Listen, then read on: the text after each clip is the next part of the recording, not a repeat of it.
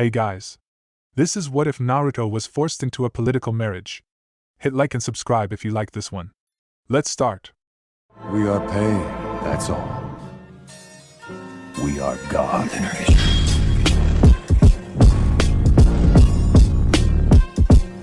Chapter 1, The Summons. The first sign that something was wrong came not from the words, but from the silences. Something was wrong, and nobody was going to tell him. He'd felt it 3 days ago, that particular quality of silence that dropped over a ramen stand when he walked in. Chopsticks stopping midair. Eyes finding the counter, the wall, the bowl, anywhere but him. The Anbu tail hadn't bothered to hide itself properly, which meant it wasn't surveillance, it was a message. And Sakura had cancelled their training session with a smile so bright it hurt to look at, citing paperwork they both knew she didn't have. 3 days of that, and now he was standing outside Tsunade's closed door. The door was closed. It was never closed. Tsunade preferred to yell at people with maximum auditory range, like the way her voice carried down the corridors of the administrative building as a warning to anyone foolish enough to bring her incomplete mission reports or lukewarm sake. Shizune appeared at his elbow, materializing with a Medicnine's preternatural quiet. Her eyes were red-rimmed. "She's waiting for you." The words came out scraped hollow. "Naruto, whatever she says in there, please remember." "Shizune." Tsunade's voice cut through the oak door like a kunai through rice paper. "Send him in. Alone." Shizune's hand brushed his wrist, a fleeting pressure, there and gone. Then she was walking away, her footsteps too fast, Taunton clutched against her chest like a shield. Naruto pushed open the door. The office looked different in the dying light. Scrolls towered in unsteady columns along the walls, casualty reports from the war that Tsunade still couldn't bring herself to file away.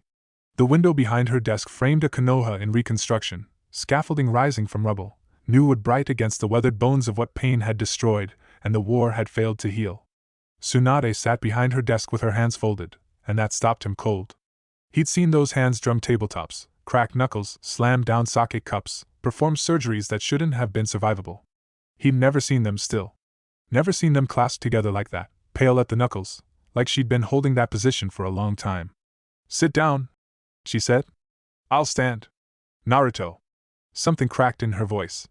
"Please. Sit down." He sat. The chair was uncomfortable, standard issue, designed for supplicants and subordinates, people who should feel small before the power of the Hokage's office. Naruto had never fitted right, his frame too restless, too ready to leap. He perched on its edge now, hands on his knees. Tsunade stared at him for a long moment. In the amber light, the lines around her eyes showed through the genjutsu she wore like armor, and he was struck by how old she looked. How tired. "I've failed you," she said. He hadn't expected that. Of all the ways this conversation might open, that wasn't one of them. "What?" "The daimyo." She reached for the sake bottle on her desk, then stopped, her fingers curling into a fist. "All 5 of them. They've been negotiating for months, since before the war ended. I thought I could." A breath, ragged. "I thought I could stop it. Buy time. Find another way. But they've given us an ultimatum." Naruto's fingers tightened on his knees. "What kind of ultimatum?" "The allied shinobi forces held during the war because we had a common enemy. Now that Kage is sealed, that Madara is dead, the old hatreds are resurfacing. Border skirmishes in the land of grass. Iwa and Konoha forces had a standoff near Canopy Bridge last month, 3 dead on our side, 7 on theirs.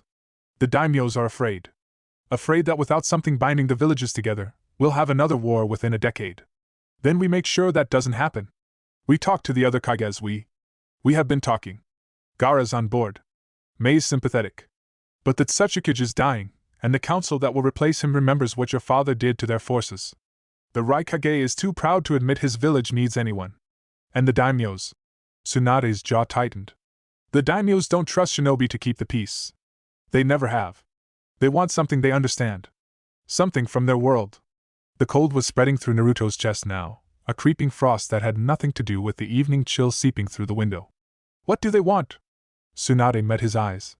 Held them. "A marriage. A political union between the hero of the war and a bride chosen by the council of daimyos. Someone whose bloodline, whose connections, will tie the nations together in ways our treaties never could." The word hit him like a raisin gun to the chest. Marriage. "No. Naruto. No." He was on his feet, the chair clattering behind him. They can't just, I'm not some piece on a shogi board, Bachan. I'm not a tool for them to use." "I know. The crack in her voice widened into something raw, something bleeding. I know, and I fought them, Naruto. I threatened to resign. To take you and run, damn the consequences. But if I do that, if Konoha's Hokage defies the Fire Daimyo openly, we lose their funding, their protection. And the other villages see weakness. They see opportunity. Her hands were shaking now. I can't protect you and protect the village. I've tried for 3 months to find a way to do both, and I can't. The walls were closing in. Naruto could feel them pressing against his ribs, squeezing the air from his lungs. Who? The word came out hoarse. Tsunade's eyes dropped to the scroll on her desk, heavy cream paper, sealed with wax the color of old blood. Kuratsuchi of Iwagakure. Granddaughter of the third Tsuchikage. The floor shifted beneath him. Or maybe that was his sense of reality, tilting on its axis. She, the stone? A laugh scraped out of his throat, broken glass and disbelief. You're telling me they want me to marry someone from Iwa? The village that hated my father so much they had a kill-on-sight order? The village that needs this alliance as much as we do. Tsunade's voice steadied, slipping into the clinical detachment she used in operating rooms when the blood was everywhere and someone had to stay calm. Anoki won't live another 5 years. The power struggle for his succession has already begun, and Kuratsuchi is at the center of it. If she marries outside the village, marries you, she loses her claim to the Tsuchikage seat. But she also becomes untouchable. Protected by Konoha's strength, and the treaty this marriage represents. And what do we get? Besides a hostage? The word was deliberately cruel. He saw it land, saw Tsunade flinch. We get legitimacy, she said quietly. The son of the fourth Hokage, married to Iwa's princess. It's a symbol, Naruto. A statement that the old feuds are over. That we're building something new. On a lie? He was pacing now, 3 steps left, 3 steps right, a caged animal scenting the bars. On a marriage either of us wants? Arranged marriages have built empires. Ended wars. The daimyos understand dynasties, Naruto. They understand blood and heirs and the passing of power from one generation to the next. They don't understand jutsu or ninja honor or the will of fire. But they understand this. And what about what I understand? He turned on her, and something in his face made her recoil. What about everything I fought for? Everything we sacrificed? Neji died so we could have a future that wasn't decided by old men with maps. So people like me, like Hinata, wouldn't be used as pieces in someone else's game. The name hung in the air between them. Hinata. Tsunade closed her eyes. Does she know?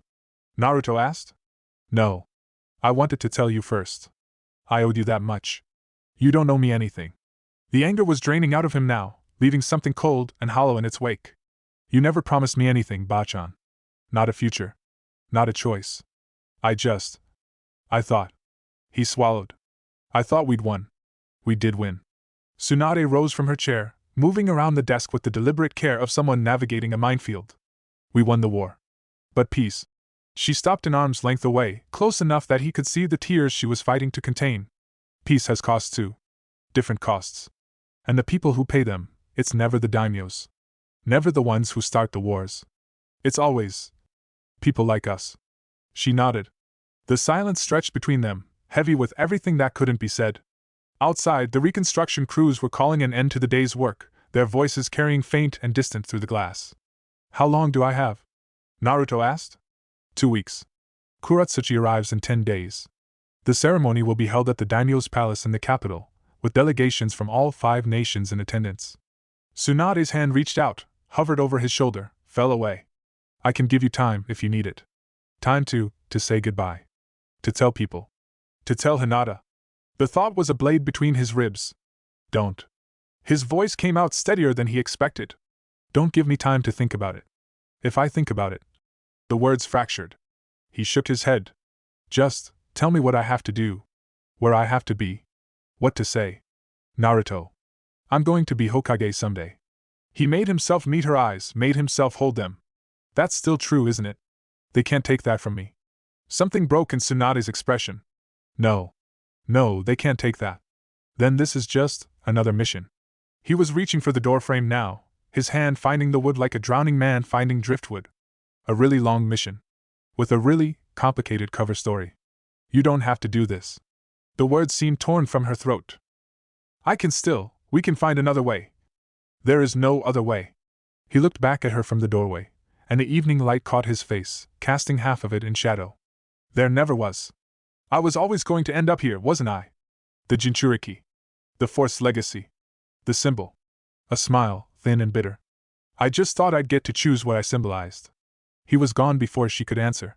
The door swung shut behind him with a sound like a coffin closing. The rooftops of Konoha had been Naruto's sanctuary since childhood, the one place where the villagers' hatred couldn't follow, where the sky was close enough to touch and the world below became small enough to bear. He'd learned every foothold, every handhold, every loose tile that would give under careless weight. He mapped the village from above before he could read a mission scroll, traced the arterials of streets and the capillaries of alleys until they were written in his bones. Now he ran without seeing, muscle memory carrying him over gaps and around chimneys while his mind churned with static. Married. The word was a foreign object lodged in his chest. Married to someone from Iwa. He could see his father's face in his mind's eye, not the fourth Hokage, cold and distant on the monument, but the man who'd appeared in his mindscape during Nagato's attack. The warmth in his eyes. The pride. Your mother and I love you, Naruto. What would they think of this? Their son, chained to the granddaughter of men who'd cursed Minato's name, who'd celebrated when news of his death reached their village. Would they understand? Would they forgive him? Would he forgive himself? The Hokage monument loomed ahead, and Naruto landed on his father's stone head without thinking. The familiar perch steadied something in him, the cool granite beneath his palms, the wind pulling at his hair, the village spread out below like a map of everything he'd sworn to protect. Whatever the cost. The words of every Hokage who'd come before him. He'd said them too, at the Allied forces rally, standing before an army that hadn't trusted him and swearing he'd died before he let them fall. He hadn't known what the cost would be. Thought I might find you here. Naruto didn't turn. He felt Kakashi's approach, the familiar chakra signature, lazy and controlled, like a current running beneath still water. She told you. She didn't have to. Kakashi settled beside him, legs dangling over the monument's edge with the careless grace of a man who'd spent 30 years defying gravity. The Anbu have been gossiping for weeks. Something about diplomatic scrolls and sealed council sessions. I put the pieces together. And you didn't warn me? Would it have helped? Kakashi's visible eye crinkled in something that might have been sympathy. To spend weeks dreading something you couldn't prevent? Naruto's jaw tightened. I could have. Run? Hidden? Refused? Kakashi shook his head slowly. You'd never abandon the village, Naruto. That's not who you are. Tsunade knows it. The daimyos know it. That's why they chose you. They chose me because I'm useful. Because I'm a weapon they can point at whoever threatens their power. Yes. The word was soft, unvarnished. That too. The honesty hit harder than any comfort would have. Naruto's shoulders slumped. How do you do it, Kakashi-sensei? How do you serve a system that treats people like tools? Kakashi was quiet for a long moment. Below them, the village lights were flickering on, lanterns and electric bulbs painting the darkness in warm gold. I don't serve the system, he said finally. I serve the people the system is supposed to protect. There's a difference. A small one, maybe. But it matters. He turned to look at Naruto, his expression unreadable in the twilight. You taught me that, you know. Back when you were still failing the academy exams and sneaking into restricted sections of the library. I never. You did. The third time. Irika's report was very detailed. A ghost of humor flickered across Kakashi's face. My point is, you've never played by the rules, Naruto. You've always found ways to change them. To make them better. He reached out, his hand resting briefly on Naruto's shoulder. This doesn't have to be different. It's marriage. It's not a rule I can. The daimyos want a symbol. A pretty picture they can point to at state functions. But what happens inside that marriage, what you build with this woman, whether it's walls or bridges, that's up to you. Kakashi's hand fell away. You have more power here than you realize. You just have to figure out how to use it. The words didn't fix anything. But they sat differently in his chest than the rest of tonight had, less like a verdict, more like a question he hadn't been asked yet. I don't even know her, he said quietly. Kuratsuchi. I fought beside her at the war, but we never. I don't think we exchanged more than 10 words. Then you have 10 days to learn more. She hates Konoha. Hates what my father did to her people. She's also a shinobi who survived a war against a god. Kakashi stood, brushing dust from his flak jacket. She's been through what you've been through. Seen what you've seen. That's more common ground than most marriages start with. Naruto looked up at him, something raw in his expression. Did you ever, was there anyone you? Kakashi's eye crinkled again, but the smile didn't reach his voice.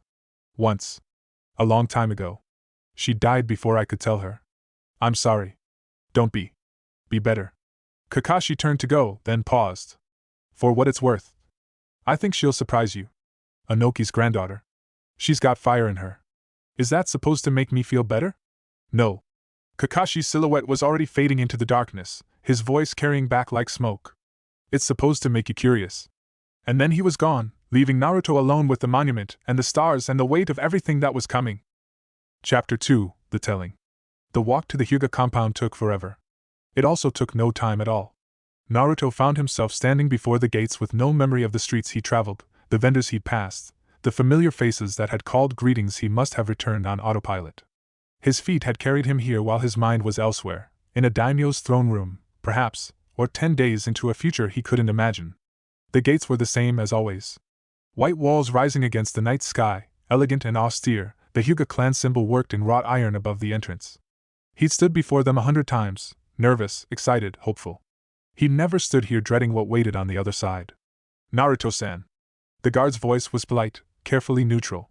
Naruto didn't recognize him, a branch member, probably, too young to remember the days when Naruto's presence at these gates would have drawn weapons. I need to see Hinata. Hinata-sama is in the eastern training grounds. Shall I escort? I know the way. He was past the guard before the sentence finished, crossing the courtyard with strides too long, too fast. The Hyuga grounds unfolded around him in their austere beauty, raked gravel paths, prune trees held in shapes that spoke of generations of careful cultivation. Everything here was controlled, measured, bound by traditions older than the village itself. Hinata had grown up in this prison of perfection, and she'd found ways to bloom anyway. He found her where the guard had said, in the eastern training grounds where the willows grew thick and the moonlight turned the practice dummies into ghosts. She was moving through a kata, the gentle fist flowing through her limbs like water, each strike precise, each recovery seamless. She'd gotten so strong. He watched her for a moment, memorizing the way the shadows played across her face, the way her hair swayed with each movement, the way her Byakugan gleamed pale in the darkness. This might be the last time he saw her like this, unguarded, unhurt, still hoping for something he was about to take from her. Naruto-kun. She'd felt him, of course. The Byakugan missed nothing. She straightened from her stance, turning to face him with that soft smile that had always made his heart stutter, the smile she'd worn when she'd stepped between him and pain, when she told him she loved him while death bore down on them both. Hinata, The words clogged in his throat. He swallowed, tried again. Can we talk? There's something I need to tell you. The smile flickered. She'd heard it, the gravel in his voice, the weight beneath the words. Her eyes searched his face, and whatever she found there made her go very still. Of course. She led him to a bench beneath the oldest willow, its branches trailing down like curtains to give them privacy from watching windows. They sat a foot apart, and the distance felt like a chasm. Tsunade-sama called me to her office today, Naruto began. The daimyos there's been negotiations since the war ended. About what comes next. About how to keep the peace. Hinata listened without interrupting. Her hands were folded in her lap, knuckles white. They want a political marriage. Something to tie the nations together, to show that. He couldn't look at her. He kept his eyes on the willow branches, on the way they swayed in the night breeze. They chose me. Because of who my father was. Because of what I did in the war. They want me to marry someone from Iwa. That's Tsuchikage's granddaughter. The silence stretched between them, thin as a blade. I see. Hinata's voice was steady. Too steady, the steadiness of someone who trained themselves not to break. When? 10 days. She arrives in 10 days, and the ceremony. I meant, when did you decide to accept? The question landed like a slap. Naruto's head jerked toward her, and he saw for the first time what was happening behind her careful mask, the tremor at the corner of her mouth, the wet sheen in her eyes that she was blinking away, the tiny tremors running through her clasped hands. I didn't, it's not a decision, Hinata. There's no choice. If I refuse, if I run, Konoha loses the daimyo's support. We can't survive another war, not so soon, not when we're still rebuilding. So you're doing this for the village. I'm doing this because there's no other way. She was quiet for a long moment. When she spoke again, her voice had dropped to something barely above a whisper. Do you remember what I said to you? When pain was destroying the village? His throat closed. I told you that I wasn't afraid to die. That I would stand beside you no matter what, because I loved you. Because you'd given me strength, and courage, and hope. She turned to face him, and her eyes, those pale, beautiful eyes, were swimming with unshed tears. I meant it, Naruto-kun. Every word. I've always meant it. Hinata. Let me finish. She took a breath, steadying herself. I know what duty is. I know what it means to put others before yourself, to sacrifice what you want for what's needed. I'm a Hyuga. I was born knowing that. Her hand reached out, her fingers brushing against his. And I know you wouldn't do this if you had any other choice. I know this is hurting you. I'm sorry. The words scraped out of him raw and bleeding. I'm so sorry, Hinata. I never wanted. I know. Her fingers laced through his, holding tight. I know, Naruto-kun. And I want you to know something too. She leaned toward him, and the moonlight caught the tear tracks on her cheeks, silver against porcelain. This doesn't change anything. Not for me. What do you? I'm not going to hate you. I'm not going to stop loving you. I'm not going to pretend what we could have had, was nothing. Her grip tightened on his hand. But I am going to let you go. Because that's what loving you means. It means wanting your happiness, even when. Her voice cracked, broke, rebuilt itself with visible effort. Even when your happiness isn't something I can be part of. Naruto couldn't speak. The tears were coming now, hot and heavy, and he made no effort to stop them. You're going to be a great Hokage someday. Hinata whispered. And when that day comes, I want you to remember, I was always in your corner. Always cheering for you. No matter what happens. No matter who you marry. That will never change. She leaned forward and pressed her lips to his cheek, a kiss soft as a promise, final as a farewell. She was already walking before he finished saying her name. No hurry to her steps, just a quiet, deliberate distance opening between them. The willow branches shifted and she was gone, the darkness between the trees settling back as if she'd never been there. He sat for a while after that, listening to the insects. Naruto sat alone on the bench for a long time, the moonlight pooling around him like spilled milk, the willow branches swaying in a wind that smelled like summer and endings. Chapter 3: The Arrival. 10 days passed like a fever dream. Naruto went through the motions, training, eating, sleeping in snatches that left him more exhausted than rested. He sat through briefings on Iwa culture and Kuratsuchi's background, pages of intelligence reports that reduced her to a list of skills and affiliations and political relationships. He was measured for formal robes, instructed in court etiquette, drilled on proper forms of address for the 5 daimyos and their endless retinues. He retained almost none of it. His friends rallied around him in their various ways. Sakura brought him meals he didn't remember eating, her eyes bright with a fury she directed at anyone who wasn't him. Sai appeared at odd hours with scrolls of court art and awkward attempts at comfort that were somehow more meaningful for their gracelessness. Shikamaru materialized 3 days before the arrival with tactical analyses of Iwa's political structure and 17 different contingency plans for if this whole thing goes sideways. You don't have to do this alone, Shikamaru said, spreading his diagrams across Naruto's kitchen table. Whatever happens in that marriage, you've got people at your back. Don't forget that. I won't. But the words felt hollow, even to him. The morning of Kuratsuchi's arrival dawned gray and threatening, clouds massing on the horizon like armies gathering for siege. Naruto stood at the main gate in formal Konoha robes, dark blue with the spiral symbol embroidered in gold thread, and felt like an imposter wearing someone else's skin. Remember, Tsunade said beside him, her own ceremonial robes doing nothing to soften the steel in her spine. This is a political negotiation. Everything she says, everything she does, will have layers. Don't take anything at face value. I thought I was supposed to be building trust. Trust comes later. First comes survival. A dust cloud appeared on the horizon, resolving slowly into a procession. Iwa's colors led the way, brown and tan, earth and stone, carried by an honor guard of Chunin whose faces were set in identical masks of wary neutrality. Behind them, a covered palanquin swayed between poles borne by 4 more guards. The villagers had gathered along the main street to watch. Their faces were a study in contradiction, curiosity, resentment, hope, fear. Naruto could feel their eyes on him, measuring, judging. Wondering if their hero was about to betray everything he'd fought for. Or save them from a war they couldn't win. The procession halted before the gates. The honor guard parted with military precision, and the palanquin lowered to the ground with a gentle thump. A moment of stillness. Then the curtains swept aside, and Kuratsuchi of Iwagakure stepped into the light. She was smaller than he remembered, or maybe he was just remembering wrong, his mind filling in details from the chaos of war. Her black hair was shorter now, cut in a practical bob that framed a face all sharp angles and challenging pink eyes. She wore traveling clothes, not formal robes, practical mesh armor beneath a high-collared brown jacket, kunai holsters strapped to her thighs. She looked like a shinobi heading into battle, not a bride arriving for her wedding. Their eyes met. He knew that look. He'd worn it himself, that flat, assessing calm of someone who'd already decided they weren't going to flinch, whatever came next. She'd been in the war. She'd seen what he'd seen. That much was obvious before either of them spoke. Uzumaki. Her voice was lower than he expected, rough at the edges. You look about as thrilled to be here as I feel. Tsunade made a small choking sound. Naruto blinked. Then, against all reason, against all the coaching and protocol and carefully scripted greetings, he felt the corner of his mouth twitch. That obvious, huh? You've got the same expression I had when they told me. She stepped forward, closing the distance between them with a stride that was all contained energy, all leashed power. Like someone pissed in your breakfast and called it a banquet. Behind him, he heard Shikamaru mutter something that sounded like, "This is going to be troublesome." Kuratsuchi stopped an arm's length away, tilting her head to study him with those sharp pink eyes. Up close, he could see the tension she carried, the tight set of her shoulders, the careful stillness of her hands. She was afraid, he realized. As afraid as he was. Just better at hiding it. "Look," she said, pitching her voice low enough that only he could hear. "I know how this goes.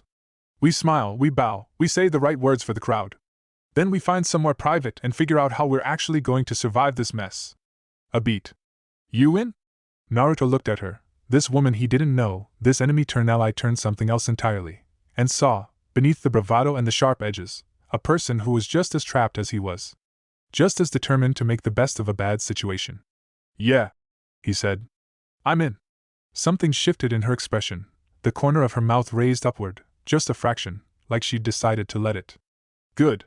She turned to face the crowd, squaring her shoulders like a soldier facing a firing squad. "Now let's give them a show." Together, they walked into Konoha. Behind them, the procession followed. Around them, 2 villages worth of expectations, and neither of them said a word about it. Chapter 4: The Quarters. The apartments assigned to the Iwa delegation occupied the 4th floor of a building near the Hokage Tower, close enough to power to feel like an honor, far enough to remind everyone of the surveillance that came with proximity. The rooms were spacious by shinobi standards, decorated in neutral earth tones that straddled the line between Konoha's forest greens and Iwa's stone browns. A statement of diplomacy, rendered in interior design. Kuratsuchi stood at the window of her assigned quarters, watching the sun set over a village that had been her enemy for as long as she could remember. Behind her, her guard captain, Akatsuchi, loyal since childhood, the closest thing she had to family besides her grandfather, was unpacking her belongings with methodical precision. "The security here is impressive," he said, his deep voice carefully neutral. "I counted 17 Anbu positions between the gates and this building. Another 4 on the rooftops adjacent. They're not worried about protecting us." Kuratsuchi didn't turn from the window. "They're worried about containing us. Should we be concerned? We're always concerned. That's the job." She watched a flock of birds wheel over the village, their shapes dark against the amber sky. "Did you see his face? When I stepped out of the palanquin?" Akatsuchi paused in his unpacking. "I saw. He's not what I expected." "What did you expect?" Kuratsuchi was quiet for a moment. What had she expected? A golden child drunk on his own legend, maybe. A Konoha puppet, soft and spoiled, trained to smile on command. A weapon shaped like a man, all power and no person beneath. What she'd seen instead was... He looked tired. The admission surprised her. Tired and sad and angry. Not at me. At the situation. At being used. She turned from the window, her arms crossing over her chest. He looked like I feel. Akatsuchi's broad face creased with something that might have been sympathy. "You're both shinobi. Both loyal to your villages. Both caught in a game played by people who've never held a kunai. That doesn't make us allies." "No. But it might make you something else." He set aside the last of her belongings and straightened, his massive frame filling the doorway. "Your grandfather sent a message. The cipher was standard. He wants to know if you've found any weaknesses in Konoha's defenses." Kuratsuchi's jaw tightened. "Tell him I'm still assessing." "And the real message?" She looked at him, this man who'd been her protector since she was small enough to ride on his shoulders, who knew her better than anyone alive. "Tell him I'm fine. Tell him to stop worrying. And tell him..." She paused, something flickering in her eyes. "Tell him I think this might actually work." Akatsuchi bowed, a slight inclination of his head that was equal parts formality and fondness. "I'll encode it tonight." He was at the door when her voice stopped him. "Akatsuchi. The briefings grandfather gave me before I left, the ones about the yellow flash. About what he did to our forces. What about them?" Kuratsuchi's fingers found the kunai at her hip, tracing the familiar weight like a rosary. "He's dead. Namikaze Minato is dead and gone, and his son didn't choose his parents any more than I chose mine. I need to remember that." I need to. She took a breath. I need to see him as he is. Not as the ghost of old grudges. Akatsuchi studied her for a long moment. That's wise. It's practical. It can be both. He paused, his hand on the doorframe. Your mother would be proud of you, Kuratsuchi-sama. So would your father.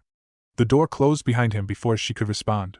She stood alone in the fading light, surrounded by a village that had been her enemy for as long as she could remember, its green smell, its soft streets, its people who had no idea what to do with her. And for the first time since she'd read the marriage decree, she didn't feel like running. The knock came 2 hours later. Kuratsuchi had been meditating, or trying to, at least. The unfamiliar sounds of Konoha kept breaking her concentration, the rustle of leaves that didn't exist in Rakiiwa, the distant laughter of civilians unafraid of border raids, the chirp of insects she couldn't name. This place was so green, so alive in ways that felt almost aggressive. She opened the door to find Naruto Uzumaki in the hallway, his formal robes exchanged for a simple black jacket over mesh armor. He looked younger without the ceremony weighing him down. More human. Hey! He scratched the back of his head, a nervous habit she'd seen him do during the war. I know we're supposed to have an official meeting tomorrow, with Tsunade and the delegates and the whole production. But I mean if you want. Get to the point, Uzumaki. You want to get ramen? Kuratsuchi stared at him. There's this place. He continued, the words tumbling out faster now. Ichiraka's. Best ramen in the village, maybe the best in the whole land of fire. It's not fancy or anything, but the food's good, and we can talk without you know. He gestured vaguely at the walls, the ceiling, the invisible watchers they both knew were listening. All of that. You're asking me on a date. I'm asking you to dinner. A pause. There's a difference. Is there? There is when neither of us chose to be here. His eyes met hers, and there was something unexpectedly earnest in them, a sincerity that caught her off guard. Look, we're stuck with each other. For better or worse, literally. I figure we can either spend the next however many years resenting it, or we can try to. I don't know. Be people to each other. Not just symbols. It was such a Konoha thing to say. Such an earnest, naive, hopelessly optimistic thing to say. But there was something underneath it, too. Something harder. Something that had survived a war and a childhood of hatred and the knowledge that he was being used as a pawn. Fine. Kuratsuchi grabbed her jacket from the hook by the door. But if this ramen is as good as you say it is, you're paying. Deal. They slipped out of the building through a side entrance, not hiding, exactly, but not advertising their departure either. The streets of Konoha were quieter now, the evening crowds thinning as families retreated indoors and shinobi reported for night shifts. Naruto led the way through a maze of back alleys and shortcuts, his feet finding paths worn smooth by years of repetition. How many times have you walked this route? Kuratsuchi asked. Thousands. Probably tens of thousands. He glanced back at her, something wistful in his expression. I used to come here every night when I was a kid. The old man, Tsuchi, he was one of the only people who'd serve me.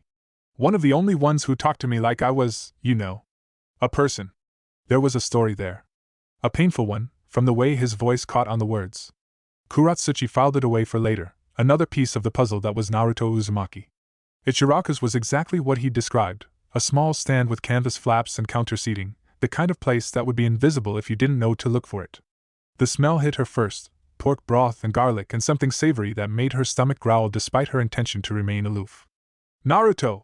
The man behind the counter, old, weathered, with a face made for smiling, lit up like a paper lantern. And who's your? His eyes widened as he recognized her, then narrowed with calculation that had nothing to do with threat assessment. Ah. I see. Tsuchikage, this is Kuratsuchi. From Iwa. I know who she is. The old man's expression softened, something knowing in his gaze. Your usual? 2 of them. And whatever she wants, on my tab. Kuratsuchi ordered without looking at the menu, miso ramen with extra nori, a choice that earned an approving nod from Tsuchi. They sat side by side at the counter, close enough that their elbows almost touched. So, she said, watching Tsuchi work with practiced efficiency. What exactly is this? The getting to know you portion of our arranged marriage? Does it have to be anything? Naruto fiddled with his chopsticks, a nervous energy in his movements. Can't 2 people just share a meal? We're not 2 people. We're walking political statements. She turned to face him, her pink eyes sharp. Let me guess, your Hokage coached you on what to say. How to make me feel welcome. How to build rapport without revealing anything useful. She tried. A rueful smile flickered across his face. I'm not exactly good at, you know. Subtlety. No. You're not. Kuratsuchi considered him for a moment. So let's skip it. The games, the posturing. You want to know what I think? Ask. I'll tell you. What do you think of this marriage? I think it's a leash they're putting on both of us. I think the daimyos are terrified that shinobi will realize we don't need them anymore, and this is their way of keeping us in line. I think. She stopped, something flickering behind her eyes. I think you and I are going to spend the rest of our lives being used as symbols, whether we like it or not. The question is what we do with that. Naruto was quiet for a long moment. The bowls arrived, steam rising from the broth, noodles glistening in the lamplight, and he picked up his chopsticks without eating. I grew up alone, he said finally. The whole village hated me. I didn't understand why, not until I was 12, when I found out about the 9 tails. But even before that, I knew I was different. Marked. Set apart. The Jinchuriki. Yeah. The monster in the cage. He stirred his ramen, watching the patterns the noodles made in the broth. I spent my whole childhood trying to prove I was worth something. Worth protecting. Worth loving. And then the war happened, and suddenly I was a hero, and I thought, finally, they see me. And then they sold you to the highest bidder. The words were harsh. She hadn't meant them to be kind. But Naruto didn't flinch. Yeah. Pretty much. The silence stretched between them, filled with the clatter of dishes and the murmur of other patrons, and the sizzle of cooking meat. I'm not going to pretend this is fate, Kuratsuchi said finally.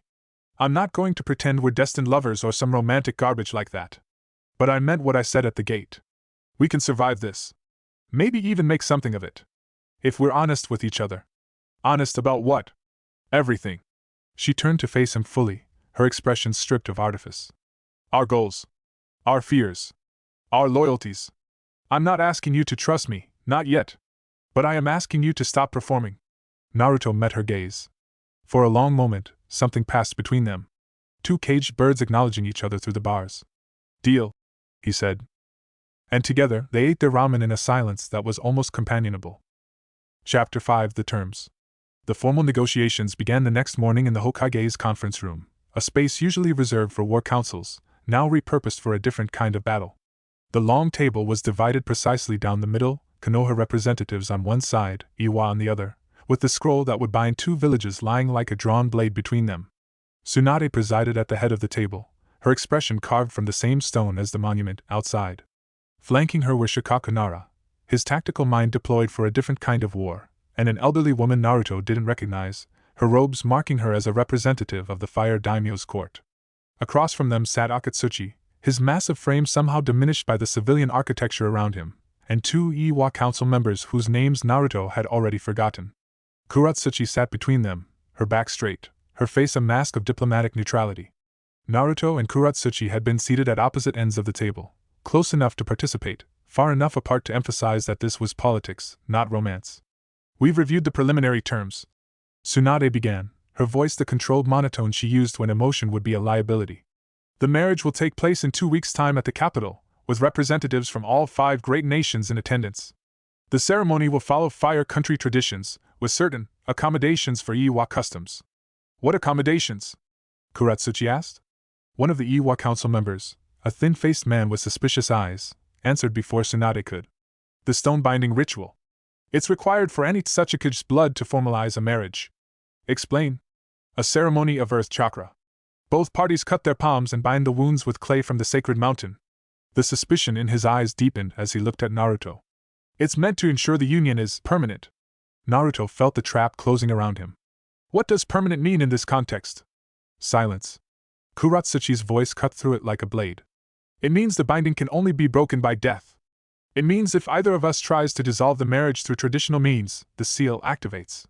The clay becomes poison. The room went very still. You didn't mention this in the preliminary discussions, Tsunade said, and the temperature seemed to drop several degrees. It wasn't relevant until we'd established the political framework. The thin-faced counselor's tone was unctuous, diplomatic. Surely Konoha understands the need for insurance. Given the history between our villages. Insurance. Naruto's voice came out flat. You're talking about mutually assured destruction. We're talking about commitment. Kuratsuchi met his eyes across the table, and there was something complex in her expression. Anger, yes, but also something that might have been apology. The stone binding isn't something I chose, Uzumaki. It's tradition. A tradition my grandfather insisted on when he agreed to this arrangement. Anoki fears treachery, Akatsuchi rumbled.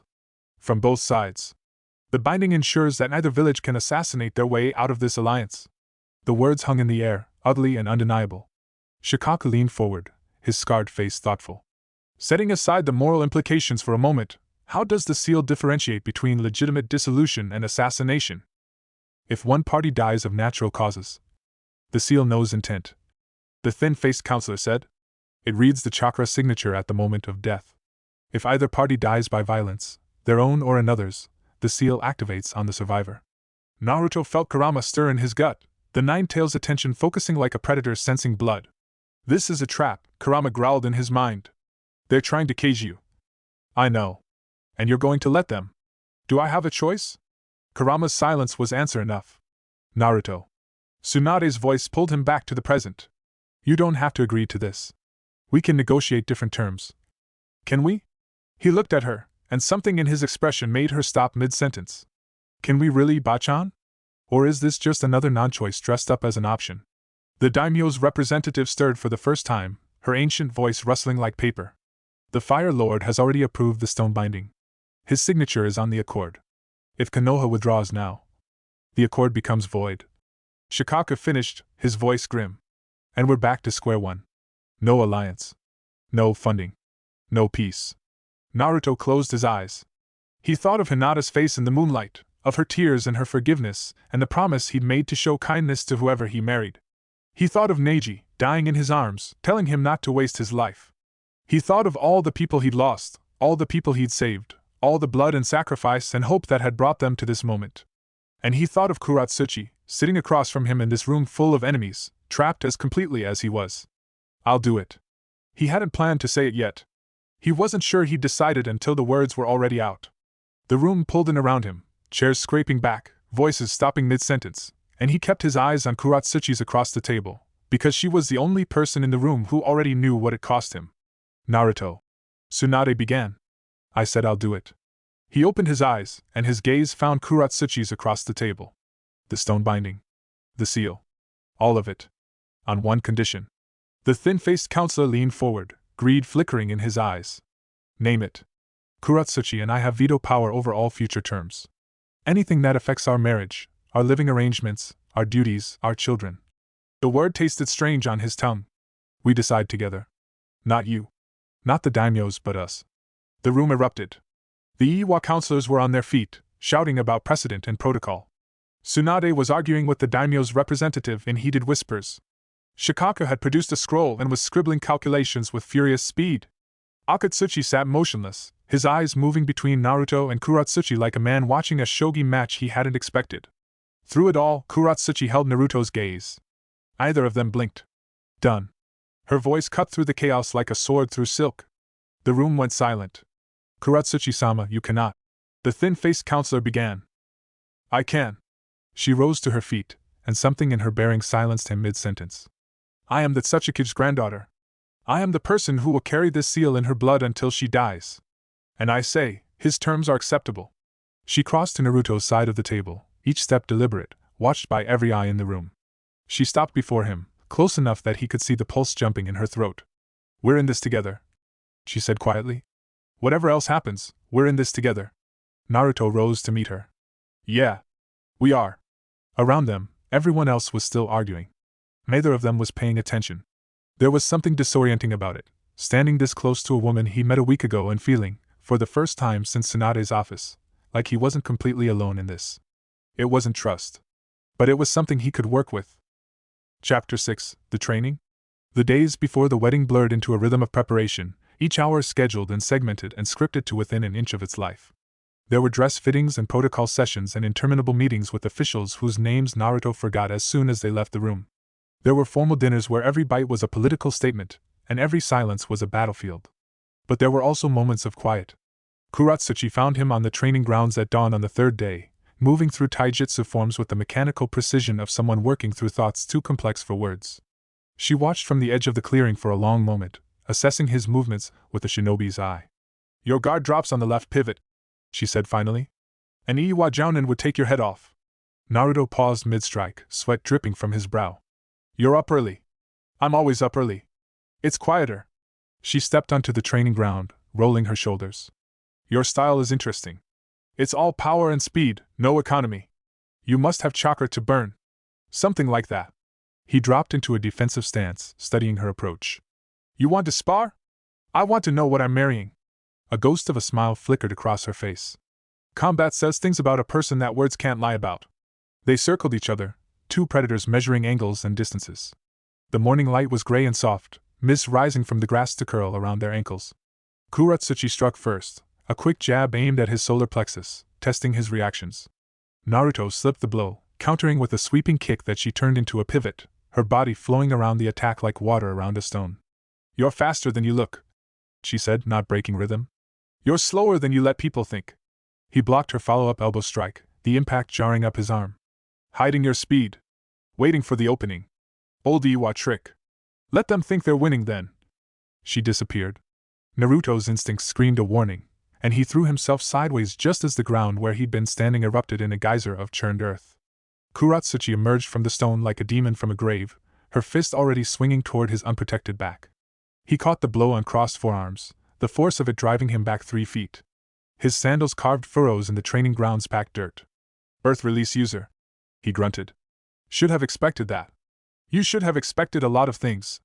She came at him again, combinations flowing one into the next, high kick to leg sweep to elbow strike to. The ground beneath his feet turned to quicksand. Naruto sank to his knees before he could react, the earth clutching at him with hungry fingers. Kuratsuchi's palm stopped an inch from his throat, her pink eyes bright with something that wasn't quite triumph. Yield? Not even close. The shadow clone he'd created during her initial strike grabbed her from behind, pinning her arms to her sides. A second clone rose from the tree-line, kunai already descending toward her exposed neck.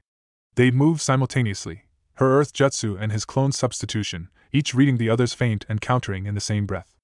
And now they were at a stalemate, her technique trapping his body while his trapped hers. Not bad, Kuratsuchi said, her voice strained by the clone's grip. You think 3 moves ahead. You think 4. Naruto's grin was sharp despite his awkward position. But I've got more clones than you've got tricks. You sure about that? The ground beneath both clones softened and swallowed them whole. They stared at each other, Naruto waist deep in weaponized earth, Kuratsuchi standing free with dirt in her hair and a genuine smile spreading across her face. You're good, she admitted. Really good. I knew you were strong, everyone saw the war, but there's a difference between power and skill. You've got both. Is that a compliment? Don't let it go to your head. She offered him a hand, her grip strong as she hauled him from the earth's embrace. Grandfather's reports said you were all brute force and luck. I'm going to have to update them. Naruto brushed dirt from his jacket, noting the way she'd positioned herself. Close enough for conversation, far enough to react if the spar turned serious again. Trusting, but not stupid. What else did his reports say about me? Kuratsuchi's smile faded. That you're sentimental. That you value your friends more than your own life. That you once tried to save a man who'd murdered hundreds of innocent people, because you believed he could change. Nagato. The memory surfaced unbidden, the rain, the coffins, the impossible hope that had driven him to reach out even when every rational instinct screamed for vengeance. Is that supposed to be a criticism? I don't know yet. She studied him with those sharp pink eyes, reading his face like a mission scroll. In Iwa, that kind of mercy would be considered weakness. A liability. And what do you think? She was quiet for a long moment. The mist had begun to burn off, the rising sun painting the training ground in shades of gold and green. I think, she said slowly, that you're either the most dangerous man I've ever met, or the most naive. Maybe both. She turned toward the edge of the clearing, her posture deliberately casual. Same time tomorrow? If you can handle another loss. Her laughter carried back to him, sharp and surprised and genuine. You wish, Uzumaki. You wish. The sparring sessions became a habit. Every dawn, they met on the training grounds, sometimes Konoha's main facility, sometimes secluded clearings in the forest where the trees swallowed sound and their battles could unfold without witnesses. They tested each other in 100 different ways, taijutsu and ninjutsu, strategy and improvisation, the silent language of combat that spoke truths no diplomatic meeting could reveal. Naruto learned that Kuratsuchi fought like her element, patient and inevitable, willing to take hits she knew she could survive in exchange for openings she knew she could exploit. Her lava release was devastating at close range, turning the ground itself into a weapon, but she used it sparingly, preferring to conserve chakra for decisive moments. She was proud, he realized. Not the empty pride of ego, but the deep pride of someone who'd worked for everything she had, who'd earned her place in her grandfather's legacy through blood and sweat and sheer stubborn refusal to fail. It reminded him of himself. "Your father," she said one morning, as they sat catching their breath after a particularly brutal exchange. "What do you remember about him?" Naruto stiffened. "Why?" "Because everyone in Iwa knows the Yellow Flash as a monster. The man who killed 1,000 of our shinobi in a single battle. The demon who could strike anywhere, anytime, without warning." She picked at the grass between them, not meeting his eyes. "But you're his son. And you're not what I expected." "What did you expect?" "Someone cold. Someone who'd inherited his father's talent for killing and nothing else." She looked up, and there was something vulnerable in her expression that he hadn't seen before. "But you're warm. Messy. You care too much about people who should be your enemies, and you fight like someone who's always afraid of losing what matters." Naruto was silent for a long moment. "I didn't know him," he said finally. "Not really. He died the night I was born, both my parents did. I grew up without any idea who they were, what they'd done, why the whole village hated me." He pulled a blade of grass free, twisting it between his fingers. "I only met them once. In my own head, during Pain's attack. They were kind. Loving. Everything I'd always imagined parents should be. That must have been hard. Having them and losing them again. It was." He released the grass, watching it drift away on the morning breeze. "But it was also a gift. I got to hear my mother's voice. I got to see my father's smile. I got to know that they loved me, even if it was only for a few minutes." Kuratsuchi was quiet. "My parents are dead too," she said eventually. "Died in a border skirmish when I was 6. I don't remember their voices anymore. Just impressions. My mother's hands, how strong they were. My father's laugh, how loud it was." She hugged her knees to her chest. "Grandfather raised me after that. He's difficult and stubborn, and he still thinks of me as a child. But he's all I have." "Is that why you agreed to this? The marriage?" "Partly." Her jaw tightened. "He's dying, Naruto. His heart. The medics give him 5 years, maybe less. I gave up one dream for another." She unfolded, rising to her feet with the fluid grace of a fighter ready for the next round. "I'm going to make this alliance work, Naruto. Not because the daimyos want it, or because my grandfather needs it, but because I believe in it. I believe that our villages can be more than enemies. That the next generation shouldn't have to inherit our grudges." She extended her hand to him, palm up. "So, truce? Not just between our villages. Between us." Naruto looked at her hand. At her face, open and honest in a way he never expected from an Iwa shinobi. At the hope burning behind her sharp pink eyes. He took her hand. "Truce." Chapter 7: The Letters. The letter arrived on the 5th day, carried by a hawk with Iwa's colors on its leg band. Kuratsuchi read it in the privacy of her quarters, her face pale in the lamplight. When she finished, her hands were shaking. "Bad news?" Akatsuchi asked from his post by the door. "Grandfather." The word came out hollow. "He's had another episode. The healers aren't, they don't know if he'll survive the week." Akatsuchi's massive frame seemed to shrink. "Should we return?" "We can't return. The wedding is in 9 days. If I leave now, the alliance fails. Iwa loses Konoha's support. And your grandfather's sacrifice becomes meaningless." Kuratsuchi closed her eyes, the letter crumpling in her fist. "Send word that I'll return immediately after the ceremony. Tell the healers to do whatever it takes, I don't care about the cost." Her voice hardened into stone. "And tell the council that if any of them tries to use this as an opportunity to undermine my position, I will personally introduce them to the deepest crevasse in the sacred mountain." Akatsuchi bowed and departed, leaving her alone with her fear. She didn't know how long she stood there, minutes or hours, time becoming elastic under the weight of grief. The lamp guttered and nearly died. The shadows lengthened across the walls like reaching fingers. A knock at the door. "Go away, Akatsuchi. I need." "It's me." Naruto's voice. Softer than she'd ever heard it, stripped of the brightness he wore like armor. She opened the door. He stood in the hallway with a takeout container in one hand and a worried expression on his face. "Akatsuchi told me. About your grandfather. I thought you might." He lifted the container. "It's from Ichiraku's. I know it's not much, but when I'm upset, ramen helps. And I figured. You figured I might want company. I figured you might want the option." He didn't try to enter, didn't presume. Just stood there, holding out food like an offering, waiting for her to decide. Kuratsuchi stepped aside. Naruto entered cautiously, setting the container on the small table by the window. He didn't sit, just stood awkwardly by the table, clearly uncertain of the protocols for comforting a foreign shinobi princess whose grandfather was dying. "You can sit," she said. "I won't bite." He sat. They ate in silence for a while, the ramen warm and comforting in ways that food had no right to be. Outside, the sounds of Konoha at night drifted through the window, distant laughter, the cry of owls, the whisper of wind through leaves. "Tell me about him," Naruto said finally. "Your grandfather." Kuratsuchi set down her chopsticks. "He's impossible," she said. "Stubborn as the mountain, twice as old, and convinced that he's always right about everything. He still calls me Little Pebble in public. He criticizes my jutsu technique at council meetings.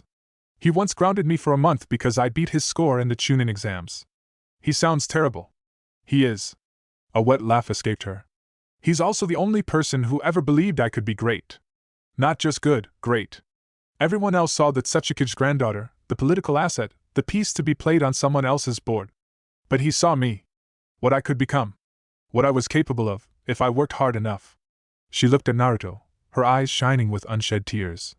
"That's what I'm losing. Not a leader. Not a legacy. My grandfather. The only family I have left." Naruto didn't offer platitudes. Didn't tell her it would be okay, or that Inoki was strong, or any of the comfortable lies people told when they didn't know what else to say. Instead, he told her about Jiraiya. About the pervert sage who'd taken him under his wing when no one else would. About the training journeys and the terrible jokes, and the way Jiraiya had believed in him when Naruto could barely believe in himself. About finding out he was dead, secondhand, too late, the news arriving like a knife in the gut that never quite stopped twisting. "I never got to say goodbye," Naruto said quietly. "He died while I was safe in the village, learning techniques that didn't matter, wasting time I didn't know I was running out of. And the worst part," his voice caught. "The worst part is that he knew.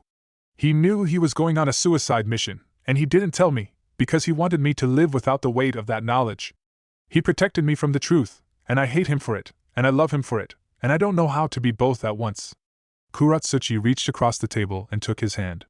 They sat like that for a long time, two orphans holding onto each other in the darkness, sharing grief they couldn't carry alone.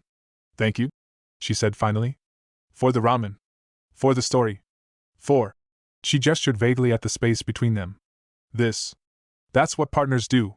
The word hung in the air, new and strange and not quite right yet. "We show up. Even when we don't know what to say." Kuratsuchi studied his face, the whisker marks on his cheeks, the blue eyes bright with emotion, the genuine concern that he seemed incapable of hiding. "You're a strange man, Uzumaki Naruto. I've been told. I'm starting to think that might be a good thing." The ghost of a smile crossed his face. "Give it time. You'll definitely think it's a good thing." She rolled her eyes, but she didn't let go of his hand. Chapter 8: The Eve. The night before they departed for the capital, the village threw a celebration. Naruto hadn't wanted it, had actively argued against it, in fact, with a vehemence that had surprised even Tsunade. But the council had insisted, and the merchants had already planned, and before he knew it, the streets of Konoha were draped in banners and lights, music echoing from every corner, civilians crowding together to toast a union most of them still didn't quite believe in. He stood on the edge of the festivities, watching the dancers swirl in the town square. Colored lanterns swayed overhead, casting everything in shades of amber and rose. The sake was flowing freely, and even the grimmest-faced elders had relaxed enough to smile. "You're supposed to be the guest of honor." Sakura appeared at his elbow, a cup of something steaming in her hands. "Why are you hiding in the shadows like Sasuke on a bad day?" "I'm not hiding. I'm observing." "You're brooding." She pressed the cup into his hands, tea, not sake, with a hint of honey. "Here. You've been stress-eating ramen for a week. Your stomach needs a break." Naruto accepted the cup, wrapping his hands around its warmth. "Thanks, Sakura-chan." They stood together in companionable silence, watching the celebration unfold. After a moment, Sakura spoke again. "Hinata was looking for you earlier." The name hit him like a fist to the chest. "I know," he said quietly. "I've been avoiding her. Which is cowardly and stupid and human." Sakura's hand found his arm, squeezing gently. "You're allowed to be human, Naruto. Even heroes get to be scared sometimes." "I'm not scared. He stopped, searching for the right word. "I'm ashamed. Of what I couldn't give her. Of what I'm about to do. Marry someone else? Build a life with someone else. Have children with someone else. All the things she wanted, all the things I wanted to give her." "Are you sure?" Sakura's voice was gentle, probing. "That you wanted those things with her specifically?" Or did you want them with whoever was brave enough to love you first? Naruto turned to look at her, something stricken in his expression. Hinata confessed to you during the worst moment of your life. Sakura continued. She was willing to die for you before you'd even had a real conversation. That's intense. It's romantic in a certain light. But it's also a lot of pressure. The pressure to feel something back, to deserve that kind of devotion. Are you saying I don't love her? I'm saying I don't know. And I'm not sure you do either. Sakura's green eyes were soft with understanding. Love is complicated, Naruto. It's not always the person who confesses first, or the one who's waited longest. Sometimes it's the person who challenges you, who sees you clearly, flaws and all, and chooses to stay anyway. She looked toward the square, where Kuratsuchi had been cornered by a group of curious villagers asking questions about Iwa's cuisine. The Iwa princess was handling it with surprising grace, laughing at something an elderly woman said, her sharp edges softened by the lantern light. She's not what I expected, Sakura said quietly. Your fiancé. No. She's not. She might be good for you. If you let her. Naruto followed Sakura's gaze, watching Kuratsuchi navigate the crowd with the ease of someone used to political minefields. She caught him looking, and something flickered across her face. Acknowledgement, perhaps. Connection. Go talk to Hinata, Sakura said. You owe her that much. I know. And Naruto? She waited until he looked at her. Whatever happens tomorrow, you're still my best friend. That doesn't change. He pulled her into a hug, brief but fierce. Thanks, Sakura-chan. For everything. She hugged him back, then pushed him toward the crowd with a small smile. Go. Before you lose your nerve. He found Hinata in the garden behind the main celebration, sitting on a bench beneath a cherry tree that had somehow survived both Pain's attack and the war. She was beautiful in the moonlight. She'd always been beautiful, in a soft, quiet way that seemed designed specifically to make him feel unworthy. Hinata. She looked up, and her smile was everything gracious, everything forgiving, everything he didn't deserve. Naruto-kun. I was hoping you'd find me. He sat beside her, leaving a careful distance between them. The music from the celebration drifted over the garden wall, muffled and distant. I've been a coward, he said. Avoiding you? I should have. You don't know me anything. Her voice was gentle, steady. I told you that before. I meant it. But I owe myself honesty. And I owe you an apology. Hinata tilted her head, waiting. I didn't know, Naruto said slowly, each word dragged up from somewhere deep. When you confessed to me, during Pain's attack, I didn't know how to feel. I was scared, and angry, and then everything happened so fast, and there was never time to. He took a breath. I care about you, Hinata. You're important to me. You've always been important to me. But I don't know if what I feel is love. Real love. The kind that builds a life. And with her? Hinata's gaze drifted toward the celebration, toward the unseen woman who waited there. Do you know what you feel? No. The admission came easier than he expected. But I'm willing to find out. To try. Is that? He struggled for words. Is that a betrayal? Of what we could have been? You can't betray a future that never existed. Hinata reached out, her fingers brushing his cheek with a tenderness that made his chest ache. I loved you, Naruto-kun. I still love you. But love isn't possession. It isn't chains. Her Byakugan flickered, active for a moment, seeing through walls and crowds to something, someone, beyond. She's watching us. Your fiancé. She's pretending not to, but she keeps glancing this direction. Is she jealous? I don't think so. I think she's worried. About you. About what this conversation might cost you. Naruto closed his eyes. I want you to be happy, Hinata said softly. That's all I've ever wanted. If she makes you happy, if she challenges you, and supports you, and sees the person you really are, then I'll celebrate. Because your happiness matters more to me than my own. Hinata. Go back to the celebration. She rose from the bench, her white robes catching the moonlight. Go back to her. And don't look back. She was gone before he could answer, disappearing into the shadows of the garden like a ghost returning to its grave. Naruto sat alone on the bench for a long moment, the weight of everything that had been said, and everything that hadn't, pressing down on his shoulders. Then he stood, straightened his jacket, and walked back toward the lights. Kuratsuchi found him at the edge of the square, a cup of sake in her hand and a knowing look in her eyes. The Huda girl, she said. Important? Once. Maybe. Naruto accepted the cup when she offered it, taking a long swallow of the burning liquid. It's complicated. Life usually is. She leaned against the wall beside him, close enough that their shoulders almost touched. I saw her watching you during the war, you know. At the command tent, when you were arguing with headquarters about strategy. She never stopped looking. Did you? Did I what? Watch me. During the war. Kuratsuchi was quiet for a moment. The celebration swirled around them, couples dancing, children laughing, the whole village pretending that tomorrow wasn't coming. Once, she admitted. During the final battle. You were fighting those Zetsu clones, and I saw you get hit, a jutsu that should have killed you. Should have killed anyone. But you just got back up. Like it was nothing. Like dying wasn't even an option. It wasn't. Not then. I know. She turned to look at him, her pink eyes bright in the lantern light. That's when I knew. That whoever you were, whatever you became, you weren't like the rest of us. You were something else. Something more. I'm not. Don't. Her hand found his, her fingers lacing through his own. Don't diminish yourself. Not to me. I've seen what you can do. I've seen who you are. And I'm. She hesitated, something vulnerable flickering across her face. I'm not afraid of it. Of you? I want you to know that. Naruto looked at their joined hands, his tanned fingers intertwined with her pale ones, two enemies holding onto each other in the middle of a celebration neither of them had asked for. We leave for the capital tomorrow, he said. I know. The wedding is in 3 days. I know that too. Are you scared? Kuratsuchi was silent for a long moment. When she spoke, her voice was barely above a whisper. Terrified. You. Same. They stood there together, hands clasped, watching the celebration spin on without them.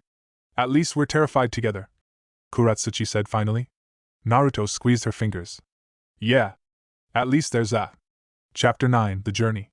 The road to the capital wound through forest and farmland, past villages that had barely heard of the war and cities still scarred by it.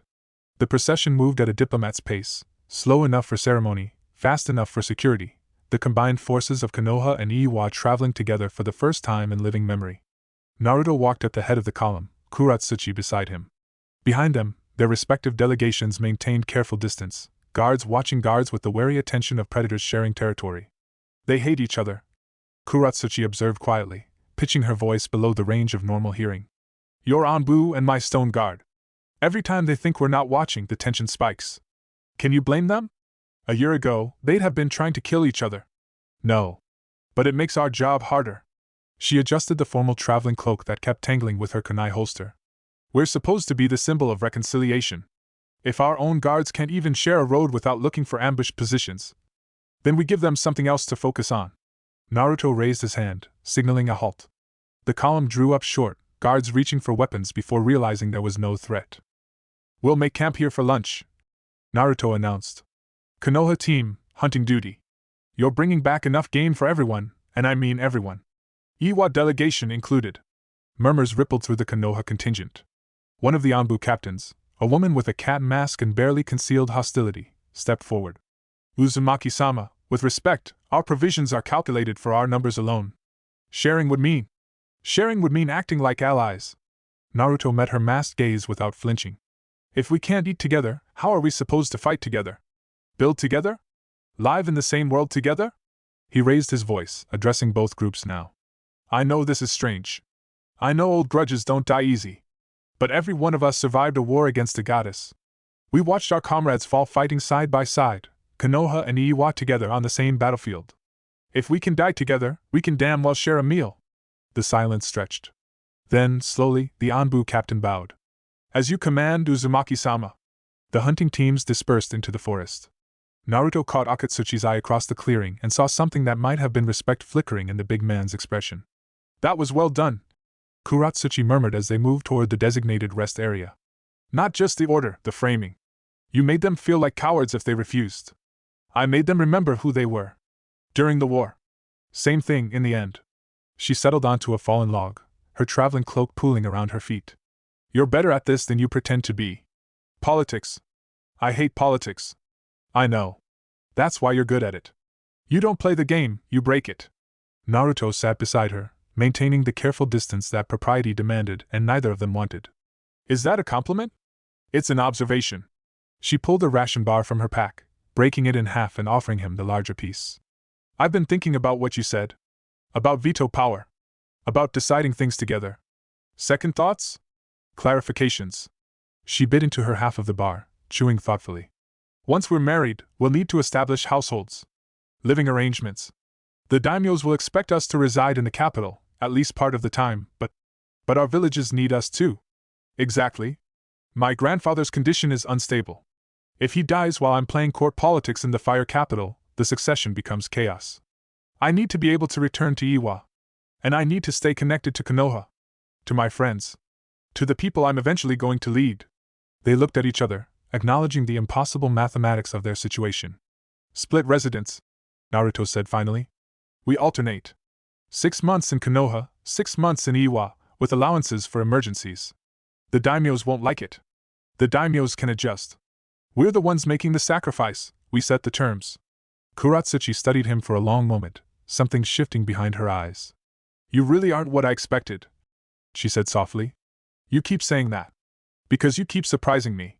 She looked away, toward the treeline where the hunting teams had disappeared. I thought you'd be like the stories. The yellow flash's sun, all flash and no substance. A golden boy who never suffered, who couldn't possibly understand what it meant to carry the weight of a village's expectations. And now? Now I think I was an idiot. A wry smile crossed her face. You're nothing like your father. You're something else entirely. Something new. The word settled into Naruto's chest, warm and unexpected. Is that good? I don't know yet. She turned back to face him, her pink eyes unreadable. But I'm looking forward to finding out. The rest of the journey passed in fragments. Conversations held in the spaces between formal obligations, stolen moments of honesty amid the performance of diplomacy. Naruto learned that Kuratsuchi had a weakness for sweet things she would never admit in public, that she'd once accidentally destroyed a beloved training ground with an experimental jutsu, that she'd cried when she finally mastered her grandmother's lava release technique. She learned that he still had nightmares about the war, that he'd never quite forgiven himself for the deaths he couldn't prevent, that he talked to Kurama like a friend now instead of a prisoner. They were building something. Either of them named it. That felt like the right call. Naming it too early would have made it fragile, and they both had enough fragile things already. But it was there. Something in the way she handed him the larger half of the ration bar without thinking, something in the way he matched his pace to hers without noticing he'd done it. The capital appeared on the horizon on the third day, white walls rising against the sunset, spires and towers catching the last light like candles lit for giants. The palace dominated the skyline, its architecture a testament to the fire daimyo's wealth and power, every line designed to remind visitors of their place in the hierarchy. Subtle, Kuratsuchi muttered. It's worse on the inside. Wait until you see the throne room. Can't wait. The gates opened before them, and the procession entered the capital as trumpets sounded and crowds lined the streets to watch. Naruto and Kuratsuchi rode at the front now. Horses had been provided at the city limits, formal mounts for a formal entrance. The cheers washed over them like waves, faces blurring into a sea of curiosity and expectation. Naruto kept his expression neutral, his posture correct, every inch the symbol they'd made him become. Beside him, Kuratsuchi was a mirror image, regal, composed, her sharp edges smoothed into diplomatic calm. But when their eyes met, just for a moment, they shared a look that said, "We survived the journey. Now comes the hard part." Chapter 10: The Court. The Fire Daimyo's court was everything Naruto remembered and worse. Silk-draped halls stretched in every direction, filled with nobles whose smiles never reached their eyes and servants who moved like ghosts in the shadows. Incense hung heavy in the air, cloying and sweet, masking the sharper scent of politics and power.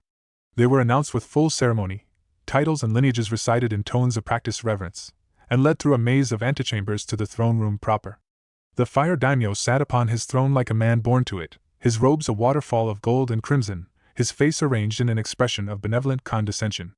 Flanking him were advisors and officials, and beyond them, arranged in careful hierarchy, the delegations from the other 4 nations. Naruto found Gaara's familiar face among the sand contingent, and felt something ease in his chest.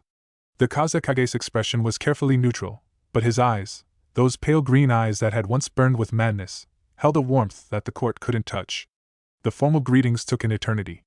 Bows and counterbows, phrases of welcome scripted to the syllable, a dance of protocol that meant nothing and everything at once. Finally, mercifully, they were released to their assigned quarters, a suite in the palace's east wing, separate bedrooms with a shared sitting room, guards posted at every entrance. Well, Kuratsuchi said, collapsing onto a silk-covered divan. That was exhausting. It's going to get worse. Naruto pulled off his formal jacket, tossing it over the back of a chair. The daimyo's planning a welcoming banquet for tonight. Tomorrow is the rehearsal ceremony. The day after that is the wedding. I know. She rubbed her temples. My head is already pounding. I can have someone bring tea. Or sake if you'd prefer. Sake. Definitely sake. She looked up at him, something wry in her expression. Does it always feel like this? Being at court? Like you're drowning in honey while smiling for an audience? Naruto moved to the sideboard, pouring 2 cups of sake from a crystal decanter. Pretty much. You get used to it. Mostly. He brought her a cup, then settled into a chair across from her. The sitting room was ornate, too ornate, designed for impression rather than comfort, but the sake was good, and the company was better than he'd expected. The Tsuchikage was watching you, Kuratsuchi said after a long sip. During the ceremony. He seemed concerned. Gaara's a friend. The best I've ever had, maybe. He went through what I went through, the Jinchuriki thing, but his village rejected him even more than mine rejected me. We understand each other. And he's worried about you. About this marriage. He's worried about a lot of things. That's what friends do. Kuratsuchi set down her cup, her pink eyes sharp. You have a lot of friends, Uzumaki. I've noticed that. Everywhere we go, Konoha, the capital, everywhere, there are people who love you. Who would die for you without hesitation. Is that a problem? It's a vulnerability. Her voice softened, losing its edge. I'm not trying to criticize. I'm trying to understand. In Iwa, we're taught that connections are weaknesses. That the only person you can truly rely on is yourself. And you believe that? Still believe it? I believed it until the war. She looked at him, and there was something raw in her expression. Then I fought beside people who had no reason to protect me, and they did anyway. I watched your friend, the Hyuga, step in front of attacks meant for strangers. I saw bonds that transcended village and duty and everything I thought I knew. And I wanted that. The admission seemed to cost her something. I wanted to know what it felt like. To have people who die for you not because they were ordered to, but because they chose to. Naruto was quiet for a moment. It's terrifying, he said finally. Having people you love. Knowing that any mission could be their last. That you might fail them, or lose them, or watch them sacrifice themselves for your sake. He met her eyes, and something passed between them, understanding, recognition. But it's also the best thing in the world. Because you're not alone. Because when the darkness comes, there's someone to hold your hand. Kuratsuchi's fingers tightened on her cup. Is that what this is? She asked quietly. What we're building? I don't know.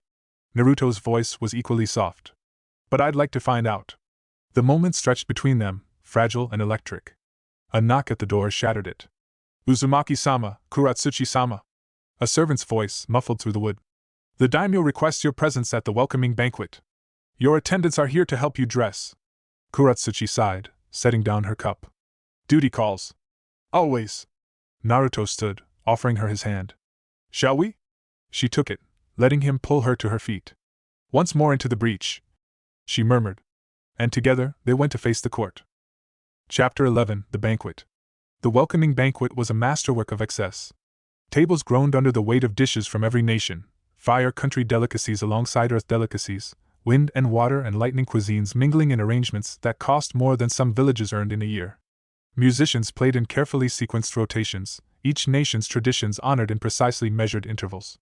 The daimyos presided over separate tables, each surrounded by their courts, a visual reminder that even in celebration, hierarchy remained paramount.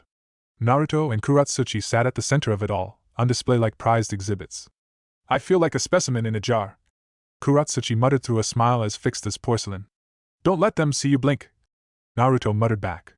Sound advice from the man who once demanded a fight with the Tsuchikage during a diplomatic summit. That was different.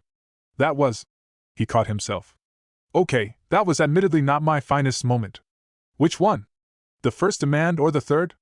There were only... How do you even know about that? Grandfather's files are extensive. Her smile became fractionally more genuine. You're lucky you're charming. Before he could respond, a shadow fell across their table. The Earth Daimyo was shorter than Naruto had expected, a compact man with sharp eyes and robes that cost more than most shinobi earned in a lifetime. His smile was the kind that never touched his gaze, the kind that calculated odds and angles with every curve. The happy couple, he said, his voice pitched for the ears around them. A pleasure to finally meet the Yellow Flash's legacy in the flesh. The words were a needle, carefully aimed. Naruto felt Kuratsuchi stiffen beside him. Daimyo-sama. He rose and bowed, exactly as protocol demanded, no more, no less. The honor is mine. Indeed, indeed. The Earth Daimyo's gaze slid to Kuratsuchi, something predatory in its depths. And my dear, How fortunate that old Inoki had a granddaughter to spare. I had worried he might prove difficult about the arrangements. My grandfather recognizes the value of lasting peace, Kuratsuchi said, her voice steady. As do I. Of course. We all value peace. Though one does wonder. The daimyo's smile sharpened. What precisely that peace will cost. In the long term. The silence at the table turned brittle. I think, Naruto said quietly, that peace costs exactly what we're willing to give. And that those of us who give the most get to decide what it means. Something flickered in the daimyo's expression, surprise, perhaps, at being challenged. Or calculation, recalculating the value of the peace he thought he'd purchased. A philosopher as well as a warrior. The daimyo's bow was shallow, perfunctory. We shall watch your career with great interest, Uzumaki-san. And yours, Kuratsuchi-san. The children of great legacies often struggle to live up to expectations. I do hope you'll prove the exception. He was gone before either of them could respond, his entourage closing around him like armored petals. Bastard, Kuratsuchi breathed. He's testing us. Trying to see where the cracks are. Did he find any? Naruto met her eyes, and something passed between them, a wordless agreement, a shared determination. Not from us. Not tonight. They turned back to the banquet, shoulders squaring, smiles returning. The court watched them like hawks watching mice, waiting for a stumble, a slip, anything that could be exploited. They gave it nothing. The Tsuchikage found Naruto on the balcony 3 hours later, when the banquet had dissolved into informal conversations and the most important politics were happening in corners and alcoves. You're holding up well, Gaara said, materializing from the shadows with the silence that came from spending a childhood alone. I'm pretending well. Naruto slumped against the balcony railing, letting his public face fall away. The Earth Daimyo wants us to fail. I could see it in his eyes. The Earth Daimyo wants Iwa to remain dependent on his funding. A true alliance with Konoha would give Inoki leverage. Economic independence. Power. Gaara moved to stand beside him, his red hair catching the moonlight. He'll make trouble where he can. Great. As if the wedding wasn't complicated enough. It is a complicated situation. Gaara's voice was quiet, thoughtful. I spoke with Kuratsuchi earlier. At the reception. She's not what I expected. Everyone keeps saying that. Because it's true. She's sharp. Strategic. But there's something else beneath it. Something genuine. Gaara turned to look at him. She cares about you, Naruto. I don't think even she fully realizes it yet. But she does. Naruto's heart stuttered. We've known each other less than 2 weeks. Time is irrelevant. You should know that better than anyone. Gaara's pale eyes held memories of their shared battles, their shared understanding. I decided you were worth trusting within hours of meeting you. I decided you were worth dying for within days. Connection isn't measured in calendars. Gaara. I'm not trying to pressure you. Gaara's hand found Naruto's shoulder, a rare physical contact from someone who still struggled with touch. I'm trying to tell you, don't fight this. Don't close yourself off because you're afraid of what might grow. You deserve happiness, Naruto. Even happiness that comes from unexpected places. The words settled into Naruto's chest, warm and heavy. When did you get so wise? He asked, his voice rough. Around the time you taught me that strength means more than destruction. Gaara's version of a smile, a slight softening of his features, crossed his face. Now go. Your fiancée is being cornered by the Water Daimyo's advisor, and she looks like she's 2 sentences away from starting an international incident. Naruto pushed away from the railing. Thanks, Gaara. Always. He was halfway across the ballroom before he realized he'd broken into a run. Chapter 12, The Vigil. The night before the wedding, tradition demanded separate vigils. Naruto spent his in the palace's meditation garden, surrounded by guards and advisors and an endless parade of officials offering last-minute counsel. Sleep was impossible, not because of nerves, though those were present, but because every time he closed his eyes, his mind raced through everything that could go wrong. The stone-binding seal. The political implications. The life stretching ahead of him, years and decades bound to a woman he barely knew, their fates intertwined by ceremonies and seals and the expectations of nations. Kurama stirred in his consciousness, the Nine-Tails' presence a familiar warmth in the depths of his mind. You're overthinking, Kurama rumbled. Kind of hard not to. Tomorrow changes everything. Everything already changed. The moment you agreed to this farce, your future shifted. Tomorrow is just the acknowledgement. Naruto leaned back against the garden stone, watching the stars wheel overhead. Do you think I made the right choice? A long pause. When Kurama spoke again, his voice was quieter, almost gentle. I think you made the only choice you could make. You're not capable of standing aside while others suffer. It's your greatest strength, and your most infuriating weakness. Another pause. But for what it's worth, the Iwa woman. She's not what I expected. Everyone keeps saying that. Because it's true. She's strong. Adaptable. And she's not afraid of power, not yours, not mine. That's rarer than you know. Kurama's presence shifted, something almost like approval coloring his tone. If you must be shackled to a human for the rest of your existence, you could do worse. Naruto smiled despite himself. Thanks, Kurama. That's almost a compliment. Don't get used to it. Across the palace, in her own vigil chamber, Kuratsuchi sat surrounded by candles and incense, the formal meditation robes pooling around her like water. She should have been reflecting on duty. On honor.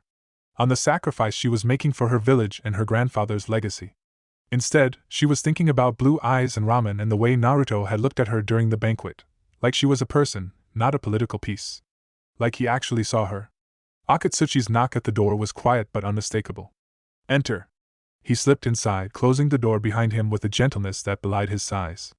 In his hands he carried a small box, lacquered black, inlaid with the clan crest she'd grown up beneath. From your grandfather, he said, placing it in her hands. He asked me to give it to you tonight. Kuratsuchi's fingers trembled as she opened the box. Inside, nestled in silk, was a hairpin, delicate filigree work in gold and stone, the design a perfect marriage of earth-country craft and something softer, more fluid. It was your grandmother's, Akatsuchi said quietly. He gave it to her the night before their wedding. She wore it every day until she died. Tears pricked at Kuratsuchi's eyes. My grandmother was arranged too. Wasn't she? Her marriage to grandfather. She was. They didn't meet until 3 days before the ceremony. Akatsuchi's voice was thick with memory. I remember asking her once, years later, if she ever regretted it. Being traded like a commodity, married to a man she didn't know. What did she say? She said that love isn't something you find. It's something you build. Stone by stone, day by day, choosing each other over and over until the choice becomes habit and the habit becomes joy. He smiled, the expression rare and precious on his weathered face. Your grandmother was a wise woman, Kuratsuchi-sama. Wiser than your grandfather, though he never admitted it. Kuratsuchi lifted the pin from its box, watching the candlelight dance across its surface. I'm scared, Akatsuchi. I know. Not of him. Not of the ceremony. I'm scared of. She stopped, searching for words. I'm scared of wanting this. Wanting it to work. What if I let myself hope, and it all falls apart? Then you rebuild. Akatsuchi knelt before her, his massive form folding with unexpected grace. That's what we do, Kuratsuchi-sama. We Iwa shinobi. We fall, and we break, and we get back up and rebuild ourselves from the rubble. It's who we are. It's who you are. She looked at him, this man who'd been her shadow since childhood, her protector and her friend and the closest thing she had to a brother. Will you walk me down the aisle tomorrow? It would be my honor. She leaned forward and hugged him, her arms barely reaching around his massive frame. Thank you, she whispered. For everything. His hand came up to pat her back, gentle as falling leaves. Sleep now, little pebble. Tomorrow, you become a mountain. Chapter 13, The Ceremony. The morning of the wedding dawned bright and merciless. Naruto stood at the altar in robes of blue and gold, the Uzumaki spiral emblazoned across his back, his father's legacy woven into every thread. The temple hall stretched before him, centuries of architecture reaching toward a ceiling painted with stars and gods, filled with representatives from every nation who'd come to witness history. Gaara caught his eye from the front row, offering the smallest nod. Behind him, Sakura and Kakashi and all the others who'd come to support him, their faces a sea of complicated emotions. The music began, Iwa drums first, deep and resonant, followed by fire country strings. The doors at the far end of the hall swung open. Kuratsuchi appeared, and Naruto forgot to breathe. She was dressed in robes of red and brown, earth and fire mingling in the fabric, her grandmother's pin gleaming in her dark hair. Akatsuchi walked beside her, his massive frame somehow supporting her without overshadowing her, every step measured and sure. But it was her face that caught him. Her eyes. She was beautiful, he'd known that, had seen it during their sparring sessions and late-night conversations. But now, walking toward him through a sea of politics and expectation, she was something more. She was brave. She was fierce. She was choosing him, in front of everyone, making a commitment that terrified her as much as it terrified him. And she was looking at him like he was the only person in the room. Akatsuchi delivered her to the altar with a bow that held worlds of meaning, then stepped back into the crowd. Kuratsuchi took her place beside Naruto, her hand finding his. Hey, she whispered. Hey yourself. You clean up nice, Uzumaki. You're one to talk. The priest began the ceremony, words of binding and blessing, ancient formulae that had united couples for centuries. Naruto heard fragments: duty, honor, the sacred bond between nations. He understood none of it. All he could see was her. They moved through the rituals like dancers learning a new step, the exchange of sake, the binding of hands, the formal vows that would echo through history. Each motion brought them closer, their eyes locked, their breathing synchronized.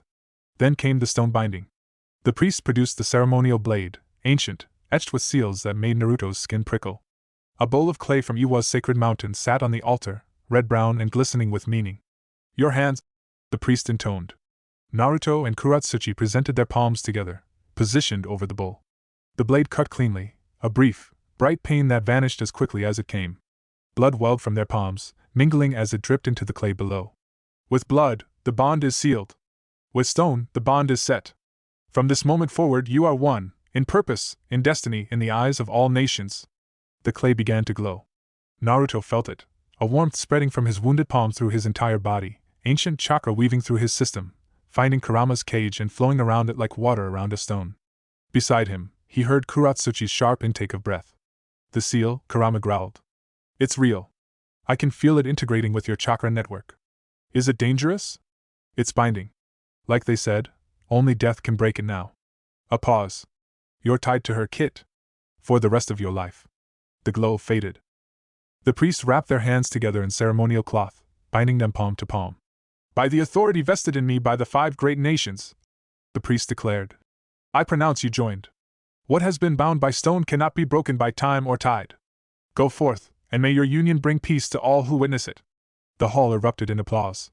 Naruto looked at Kuratsuchi, his wife, the words strange and heavy in his mind, and found her looking back. Well, she said quietly, beneath the thunder of celebration.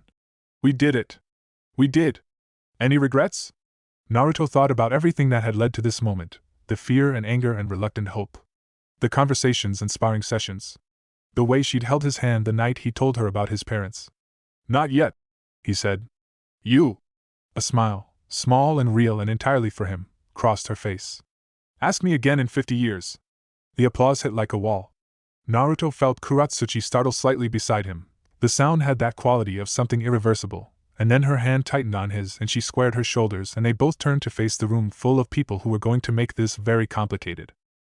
Chapter 14, The Honeymoon. They were given 3 days.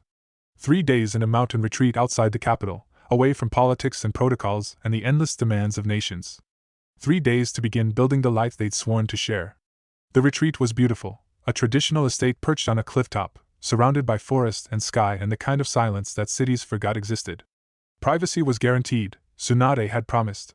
No guards inside the perimeter, no servants after sunset. Just the 2 of them. And the absolute terror of intimacy. The first night, they sat on opposite ends of a low table, sharing sake and struggling to find words. Everything felt different now, heavier, more real. The ceremony had changed something between them, drawn invisible lines that neither quite knew how to cross. This is awkward, Kuratsuchi said finally. Yeah. We should probably talk about expectations. What we both want. From this marriage. Naruto poured more sake, buying time. What do you want? Honestly? I don't know. She leaned back, staring at the ceiling. When this started, I wanted to survive it. To do my duty and protect my grandfather's legacy and maybe, find a way to be something other than miserable. And now? She was quiet for a long moment. Now I want more than survival. Her voice dropped, vulnerability bleeding through. I want what you have, Uzumaki. Those bonds you talked about. Those connections that make suffering worth bearing. She turned to look at him, and her eyes were bright in the lamplight. I want to matter to someone. Not because of politics or duty, but because they chose me. Because I'm worth choosing. The words hit Naruto like a physical blow.